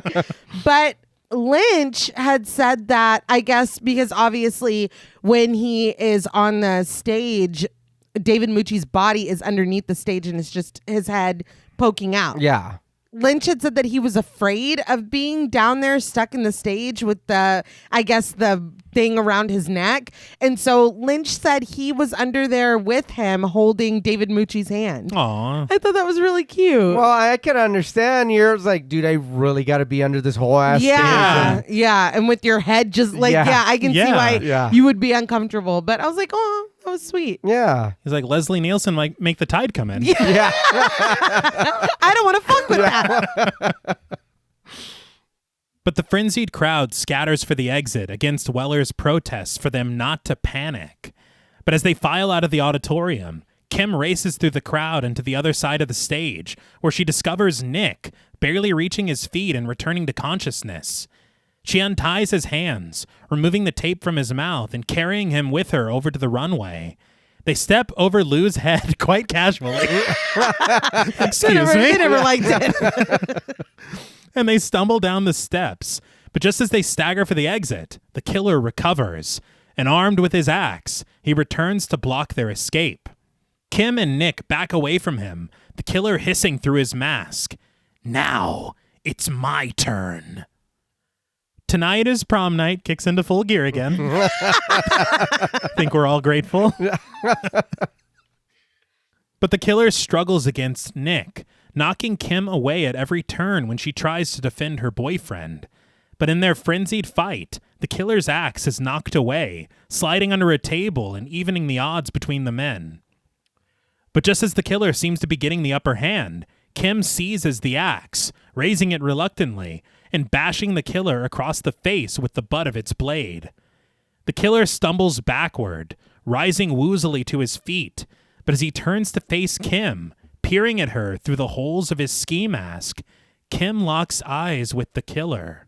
Her features soften as realization and disbelief dawn on her. With a slight shake of her head, she whispers, "No." The killer stands before her, clutching the side of his face, turning away from her and clattering clumsily for the exit. Nick looks on, confused, as he reaches his arm for Kim's shoulder. But Kim's eyes haven't left the killer, and she tears away from Nick to follow him outside.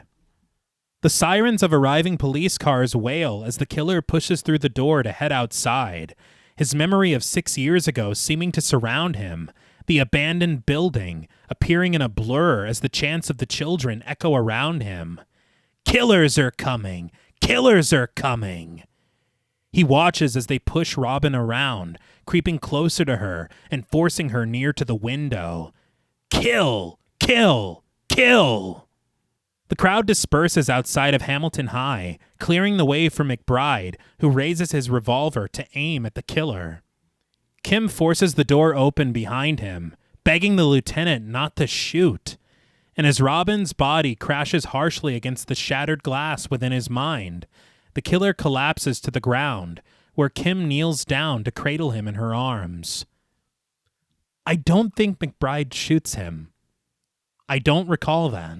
Yeah, I don't remember that either. I don't either now that you said that. But I just accepted it. 'Cause I was like, Yeah. And I wondered, I was like, maybe the crash of Robin falling to the ground is the same sound of the gunfire. Oh, okay. But I wasn't sure. Yeah. I think that works. And it is very interesting because McBride loaded one bullet into his gun that morning. So it was kind of Right. Okay. setting us up, you know? Okay. Maybe. I don't even know if he was shot. Yeah. But we trace over the rubble of Robin's body, climbing the legs of a similarly dressed witness. Kim then removes the killer's mask, revealing the sobbing face of Alex Hammond. Blood coating the side of his face and his lips streaked with his mother's stolen lipstick, he wails, "They killed her! Robin! Robin!" A soft piano plays as Kim cradles her dying brother, his soft sobs suddenly going silent as he dies in her arms. Before we finish up, there's one scene, and it's not even a scene. It's really just the credits. Yeah. I had an idea after Kim had said that at the prom to her father, where she's basically saying that her mother might just be nervous or whatever. I got an idea of it being not just Alex Hammond exacting revenge, but the entire Hammond family. Okay. I'm into that. And it being something that Kim knows about. And her kind of having this conversation with her father, and it's a veiled thing because they both know what they're talking about. Mm-hmm. And having it just be Alex, I understand you have this shocking moment of Kim in the auditorium where they lock eyes, and it is a good moment. But I don't know. There's a part of me that would like it a little more. You remember Rose in Get Out where she suddenly stops bullshitting and she's has the keys? Yeah. I a would moment like that. Yeah. With Kim, where she's all fearful and then she just... Yeah. And then it's her and her brother, and then her parents come in, and it's Nick. He's the last one. I think also Okay. at this time too in Jamie Lee Curtis's career, that would have been cool to see. Oh, yeah. Her flip it like that, because I think, I'm sure in 1980 you're looking at her in a very specific way. Mm-hmm. Right. I think that would really subvert the audience's expectation. I just need, even if it's not the whole Hammond family and it is 1980, it's the year of the mother, maybe Yeah. Alex and his mom, Sure. Alex and his Yeah. dad. There needed to be at least two of them for all the fucking running around, and he's DJing at the same. Alex is. I don't know how he's doing this. I would have loved, and again, I was positive that her dad was involved. Positive. The way that he was conducting himself, the way Disappearing. disappearing Yeah. and weird moments, and then I know that I guess isn't the same mask that he confiscated because the one that he confiscated wasn't glittery. Yeah. But like we did see him with a mask. Like it feels like these moments of foreshadowing and him really holding it together when his wife is just crumbling because don't worry. Like I've got it. Don't even worry about it. Like, I don't know. I think that it's so much more intriguing if there is this kind of like conspiracy going on rather than just Alex taking it upon himself after 6 years of holding it in and like semi befriending these people because they are close with his sister. Like, why tonight? Like, I don't know. It's I don't know. He's making these phone calls and like, I don't know. It just doesn't really track that he's acting alone and doing this. And I'm sorry, he's making these phone calls fucking where? He's at school. In the bathroom. Yeah, I guess so. Using the rotary phone in the bathroom. Yeah. every school had one. Yeah. But yeah, I a little bit more. Just a little bit more. I thought, I'll be honest, I thought it was the mom like almost immediately. And I was like, it's going to be one of the family members. I would have loved that. I think it being Alex, I don't care. Like, I don't think there's a big enough punch it being him for me to be like, oh, fuck. Like, because again, like you said, babe, prom night, or whoever said it, prom night has no significance. What does it mean? Right. You know what I mean? This didn't happen on a prom night. No. This just happened on a fucking afternoon after school. Yeah. And they were being bad kids to his sister. What does this have to do with anything? Yeah. And something else as well is whenever they're at the Bluffs, Kim brings up the fact that this would have been Robin's first prom. Right. And so it seems almost like if she is in on it, it's like she's testing Nick. Right. Right. You know, and trying to get him to confess. You know, Like, I like that idea of her being in the know about what's going on yeah. here. And this may... Otherwise, she doesn't really have any motivation at all. Yeah. I think that maybe if this were in the film, it would maybe be a little too heavy-handed. But if we can tie in the lipstick even and be like that she used to pretend it was her prom. Oh, okay. That she'd been looking forward to her prom ever since she was that little. And so now... It's significant. Right. Yeah. And that could be like she would always put the lipstick on and wear my shoes and whatever. Like... something to make prom night have a little bit more of an impact, and Alex being her twin. Yeah. Like maybe just more of that bond of like, no, we were supposed to do this like together. Like she would make me pretend to be her date, or she'd make me pretend to put a crown on her head, or like anything to kind of make prom night more significant. Oh, I can't believe Kim, your prom queen. Robin always used to daydream about being prom queen. Anything. There were so many things that y'all could have done. I don't know. They literally have a scene at the table together. Yes, Alex before. and Kim. Yeah. And they don't mention Robin at all. Yeah. That's what I'm saying. I don't even just this wistful, like, because we were just at her grave this morning. Yeah. So, I mean, I don't know. It's just, there is something missing also, here. there is that really weird moment whenever he kills the fly in her hair. Yeah. And he tells her, he goes, trust me. Yeah. Yeah. That's what the fuck? See, here's the thing. When you have a mystery like this, it's one of two things. It's either we were planning different things or we were planning more things and then we took them out, but we left in all the hints. Or this is a very poorly written mystery where we are very overtly pointing our fingers at people that it was never going to be them. Yeah. But we're going to add all these things to misdirect you. But once you get to the conclusion, those things don't make sense. Yeah, you saying that, it makes me realize that how much none of that matters. Because we know what happened at the very beginning. Yeah. So them doing that, it is like, okay, but then why did you show us what happened? Yeah. Why did you know what I mean? Or what if she was alive and then we see that shadow? Oh, what happened to her after? Not him finding her already passed on. True. And you know what else is also weird along those same lines? You're telling me that Alex saw this happen and he never told his sister? He never told his parents? Yeah. He's just like, I think it was Leonard Murch.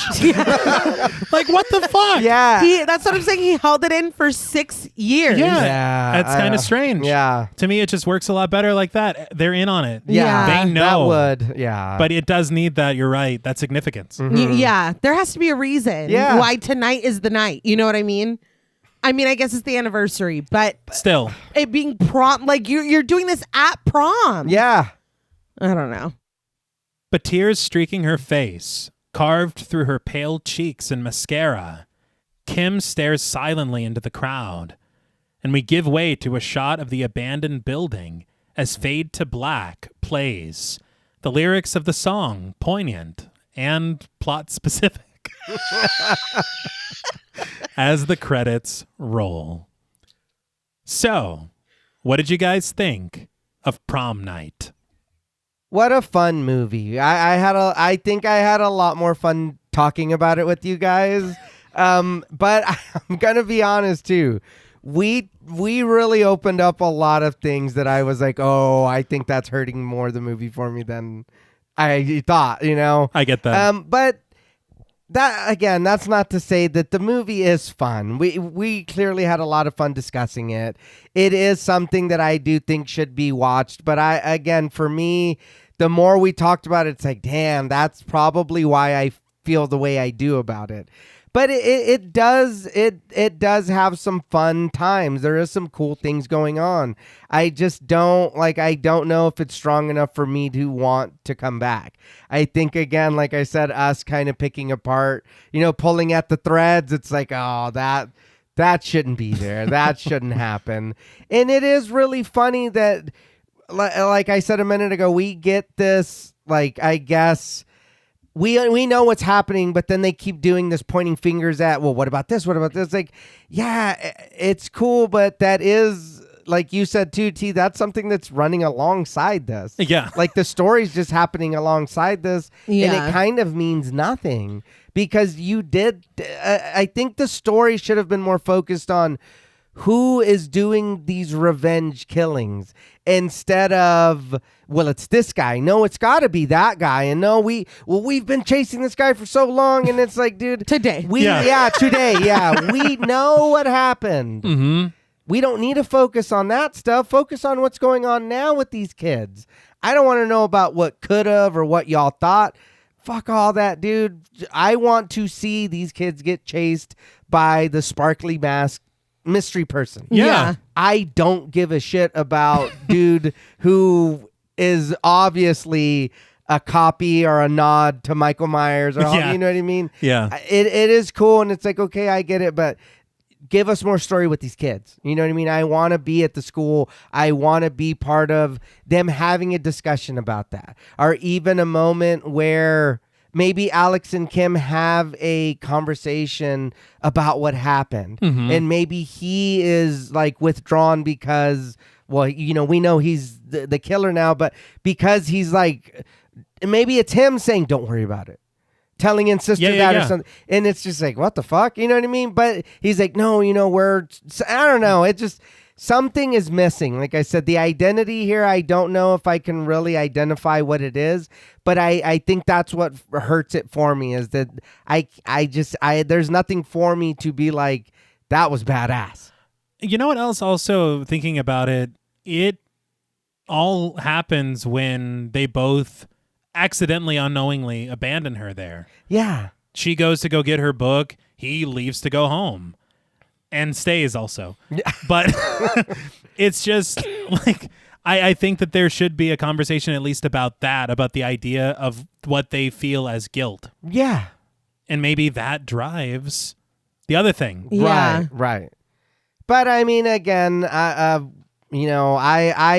think it was a pretty fun movie, and that was a lot better than what I thought, because again, we go into these movies, we don't know with an open mind, and I didn't know what to think, but it was very fun. You know what I mean? But like I said, pulling at the threads, it's like I don't know what's left of the shirt. But yeah. I agree. I think that the kind of cons of the film, that mystery, aspect of it just falls so flat. Yeah. When I just, things like this, it makes me wonder, were there rewrites? Were there we talk a lot about meddling where it's like, oh no, cut that out, or well, you did say that subplot with Merch was added in afterwards. Yeah. How much of that went on? Because It is very bizarre. I read that there are also different versions of this film because there were deleted scenes that were added in later whenever it aired on television because they had to supplement scenes that included nudity. Okay. And Right. so in doing that and losing that time, they had to add in scenes that were initially removed from the film. Okay. I think there was a scene with the Hammonds and Dr. Fairchild. Like, there's random stuff that you're like, what happened there? Yeah. Interesting. See, that's what I'm saying. Yeah. When things like that happen, you can feel it in the final product because it's like there are pieces here that you guys like mush together that don't go together. Yeah. So yeah, that is definitely felt. I think that overall, especially after talking about it and laughing a lot, it is a fun movie. I just think the way that the story is presented, that whodunit aspect really drew me in.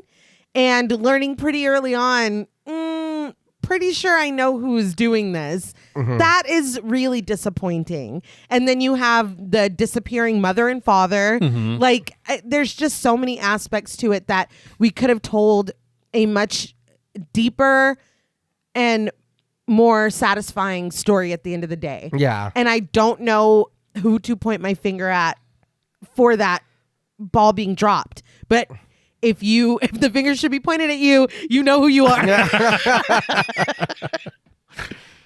I think that I would rewatch this. This isn't on the same level as we were saying at the beginning as a lot of other movies of the time. No. For me personally, I think I can speak for all of us, for us. Yeah.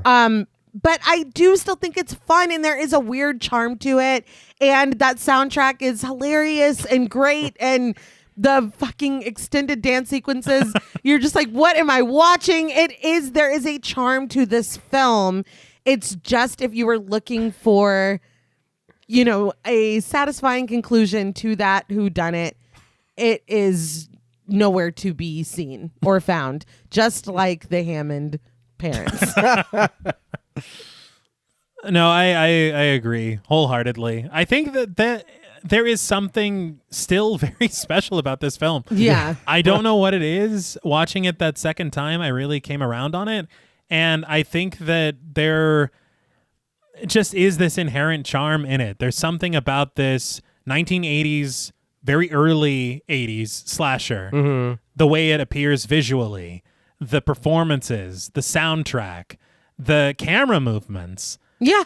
I don't know. Though there are aspects of the narrative that aren't necessarily satisfying, I still have a lot of fun. And just talking about it with you guys, I feel like I like it even more somehow. No, it was a really fun conversation.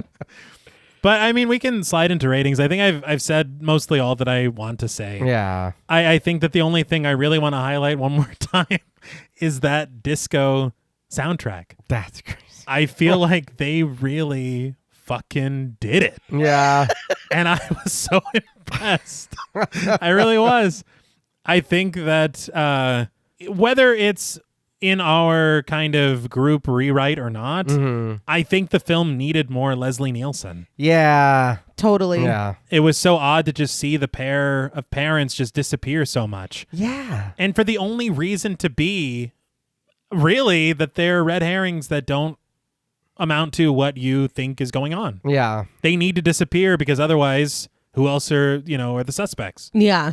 Merch is dead or whatever. He's not. Yeah. He's off fine. the board. Yeah. He's off the board. Yeah. He sends his love. Yeah. But I mean, I don't know. I think that there is something unsatisfying about this film, but there is something also so satisfying about this film. Okay. Yeah. And I can really see myself returning to it. It's not, of course, it's not Halloween. It's not My Bloody Valentine, not Black Christmas, Carrie. Yeah. none of these things, but it is Prom Night. And I think that for me, there's something about that is going to keep me coming back. Okay. But for me, out of 10 drawn out disco dances Okay. with a lot of love and maybe a little high, I am going to give Prom Night 7 drawn out disco dances out of 10. Okay. Yeah, the narrative, it leaves a little to be desired. But this film is very charming. And I also like Jude and Seymour. I think that's sweet. Yeah, they were cute. But I will now, and I think it's a secret American giallo. And I think that also has something to do with it. Okay. But I will now open the floor to you. Yeah, I don't think I need to kind of re-say whatever I did. I understand, and I had a lot of fun talking about it. Maybe too, if I watch it again without the like having to take notes and kind of whatever, maybe the kind of momentum of it will feel a little better. I will and I mean this with all the love. I really felt like the only real scene that was like really put a lot of time and rehearsal into was the dance scene. The fight scene was very sloppy. They were kind of just there, and like I don't know, it felt weird. It felt improv. What do you think about Wendy's chase? I like that. Okay. I did like that. And again, to me, Wendy was a straight bad guy. She was, you know what I mean? But she's the best character. Yeah, she was. Yeah, I was like, damn. But it is that. I feel like Jamie Lee Curtis was underutilized. So was Leslie Nielsen. So was the rest of the cast. It was like, you guys could have done more. Because I do think, again, a lot of the men suck. They are just kind of stereotypes of whatever. And then we get this borrowing of different movies, but you like barely put a different coat of paint on it. You know what I mean? But you're mashing them together. And not in a good way. So it's just kind of, you know what I mean? It's just kind of like, oh, well, that sounds like, huh. But it is fun. It is tons of fun. Talking about it, we had a lot of fun. Watching it, I was laughing my ass off. Whether it was intentional or not, I still laughed. You know what I mean? But I don't know if I can climb as high as you. But I can probably go one under. So for me, on a scale of 1 to 10 drawn out disco dances, I'm going to give Prom Night 1980. Yes. A 6.5 out of 10 drawn out disco dances. It is fun, and I had a lot of fun talking about it with you guys.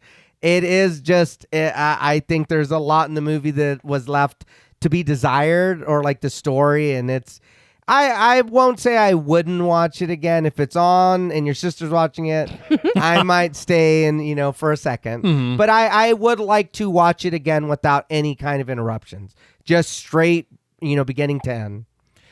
And I will say that I was kind of surprised that on my second watch, I liked it so much more. Yeah. So maybe, I don't know, maybe it does take another watch. Who knows? If you watch it again, maybe the charm will be a little more. Yeah. Who knows? No, yeah. Also, I want to say I think it's a Canadian giallo, not an American one. Okay. It's a giallo is the point. It's very important. I think. Yeah. All that red light. I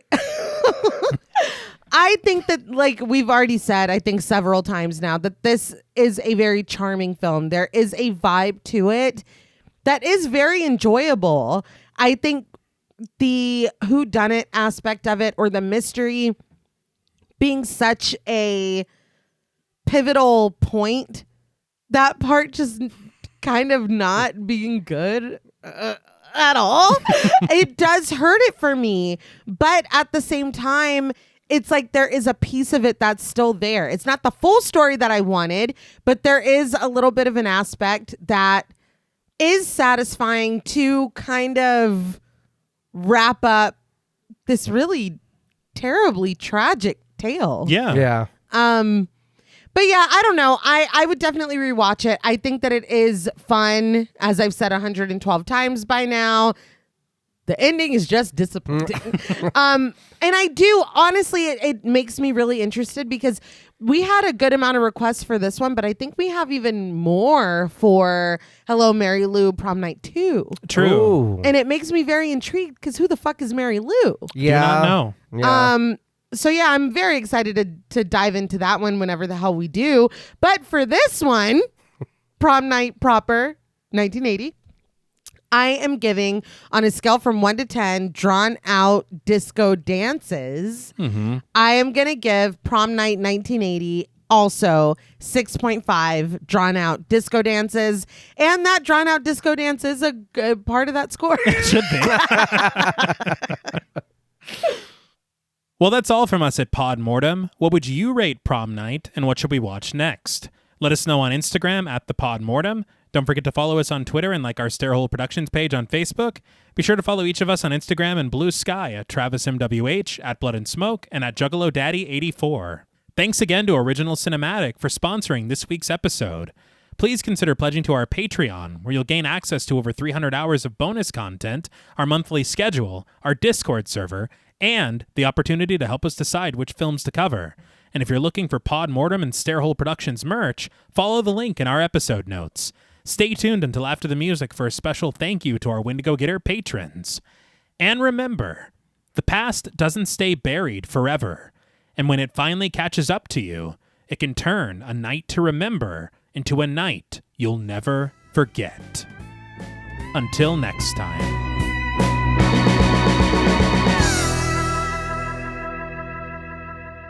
Thank you for staying tuned. We want to give a very special thank you to all of our Wendigo Getter patrons. Woo! Yeah. Excellent work. A special thank you to Chris Ontiveros, Kristen Lofton, Megan Martinez, Kimberly Bass, Sophie Hodson, Anthony Jerome M., Jordan Nash, Kent Morton, Lala Tamez, Travis and Nisa Hunter, Miguel Myers ATX, Jennifer Perez, Allison O'Neill, Carissa, TJ and Angie Bronson, Andy Teague, Appelin Ontiveros, Karima Rhodes, Kimberly Kleindienst, Bobby Holmes, Donna Eason, JD Rizak, Molly Gerhart, Armand Spasto, Aaron Aguirre, Eggy, William Barry, Charity Oxner, Amanda Six, Mandy Rainwater, Jordan Roberts, Dylan, Spencer Montalvo, Pancake the Panda, John Ramos, Michael Newting, Alexis Roberts, Itzy M., Gary Horton, Kate Lamp, Carlos and Sydney, Jessica Hunter, Helena Rudder, Alan Johnston, Mariah, Livy Fun, Scott Troutman Wise, Mozzie Bear, Dave Burke, Emma Hagel Kissinger, Valerie G., Emiliana, CB, Taylor Santana, Will Lewison, Angelique, Smelly Poo Poo Head, Beth Bauer, Cookie, Esperanza J., Jason Kyle OKC, Joshua Rumley, Danielle Peralta, Sawyer P., Sahara, Girl That's Scary, Cassandra, Andrea Simmons, Ashley Higuera, William and Xxena Rush, Ryan Brom, Megan Ochoa, Laura Lassiter, Eileen O., Marissa E., Henry F., Megan M., Strangely Sarah, Christy Beck, Nancy and Andy, Amanda Lopez, Andy Terrell, Erica Morin, Triss Wynn, K.87, Mariah Jensen, Carrie A., Lonnie Lono, Powell, Kayla E., Maggie H., Murder Stina, Kristen Marcy, Ori81 Boricua, Look Like That One Girl, Bog Boy, Felnez63, Alita Pui, Probably My Jugs, Kate Thackeray, Wade Pack, A Lizard, Bay J., Jay Rich, Topher Williams, Elena Metler, Valerie K., Christy Lee Kruger, Professor of Humanities Laura McCarricker, Naomi, Josh Smith, Autumn Green, Abby Kopp, Crystal 831, Skank Sinatra, Morgan Alexander, Tony Osteen, Julie Fredborg, Rihanna S., Daniel Taylor, Anna Kate, Heather Ortiz, Kim H., August, Jenny May, Old School Cool, Malik Caselli Armstrong, Scarly D., Toya Shea, Katie, Martin Shaw, Star, Tyler J., Cam Davies, Patrick Hoagland, Raven, Wesley Tart, Kristen Jackson, Jacob Nordberg, Samantha, Damian Grant, Half Price Horror, Clemmy, Nisi Nay, Jason X Rules, Aaron Norman, Victoria Smith, Patricia A. Graham, Erasmo Peña, Danielle Wright, Chuck D., Tabitha Thomas, Connie Lingus, Richard Murray, Irene, Jordan McCarthy, Rosalind Harnius, Emily Rance, Amy, Lisa and Kathy, Mike H., Christian Sadler, Hannah, Sarah Jack, Casey L., Evelyn Knight, Paula Garcia, Nikki M., Megan and Alexandra Saldivar, Lisa Sykes, Kelsey Niemeyer Cook, Martina LaForce, JG, Morgan Novello, Ashley, Alex M., Brandon C., Gordon Sutherland, Georgia Renland, Ashley Poe, Diana Joe, Connor Gormley, Carrie Parker, Katie Face, Jane Pillsbury, Caitlin Asher, Mia Franz, Pooh Bear, Spicy Caldera, This is the Zodiac Speaking, Jason the Ghost, Moldy Tic Tac, Brian Ward, Tanner Rutgers, Gremlin Keeper 22, Sam Spade 666, Veronica, Kristen Rhodes, Daniel Laurent, Carmito, TVR, A Very Sweepy Baby, Nicholas Rage, A Lazy Boy, Nicola Williams, Sadison Miles, Stu Corbett, Brick O, Jaden Nicole, Lost Fan 08, George L. Robertson, Mercedes X Bleeple, Joel Miller Apologist, Cool Trainer Elijah, Mrs. Bloomingdale, Sierra Duncan, Renee Hart, Meg Like Sleep, Final Boy, Alani, Elizabeth Thompson, Joey, Michelle Nicole, The Lipstick Demon, Less Than Zombie, Franklin Badge, Sean Reeves, The Kryptonian Orphan, Melissa B, Elena C, Jillian Munford, Evil Chris, Rexterm Raoul, Witchy Poop 19, Brian Avers, Danielle Milton, Instant Horror, Skin Deep, Ashay Guevara, Aaron Mr. Clean Bouchard, Henny Kravitz, Francisco Almos, Paunchy Cat, Christina Perez, Buddy Boy Mac, Revamped, a Rewatch Podcast, Sarah Coolidge, Showlivia, Film Fiend, Catherine Clark, Brandon Brown, Jessica Hernandez, Camry, Amy Shipley, Like the Donuts, Jack, Alyssa Muskites, Jennifer Hager, Knox Nocturnal, Byron Pittman, Sophia Mason, Most Unholy S'more,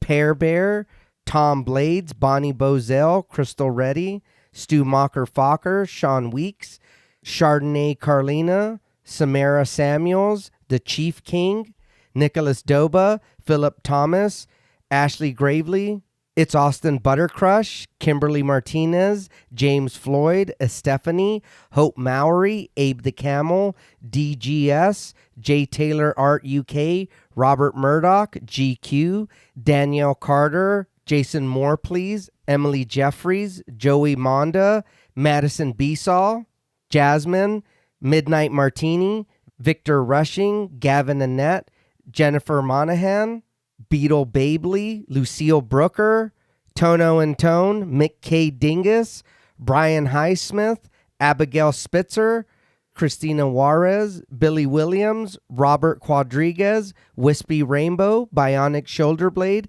Zachary Luke, Squid Fart, Amy Goodman, Spooky Gal 89, Alyssa Defoe, Trev Heron, Vicky Worgan, Brooke Ball, Jason, Ryan Skelton, Travis Coolest Name on Earth Adams, Sage Pearsell, Elizabeth Salmoen, Seed, Funny Bearded Guy, Ronnie Artega Chavira, Puck/Annie, Trauma Llama, Ashling O'Leary, Jake Guajardo, Danny Landeros, Jamie Peel, and Desiree Rose. Thank you so much. Yes, thank you. Thank each and every one of you. We appreciate you all, and we hope you know that we would vote you as our prom royalty. Yeah. Oh, we would. Until next time.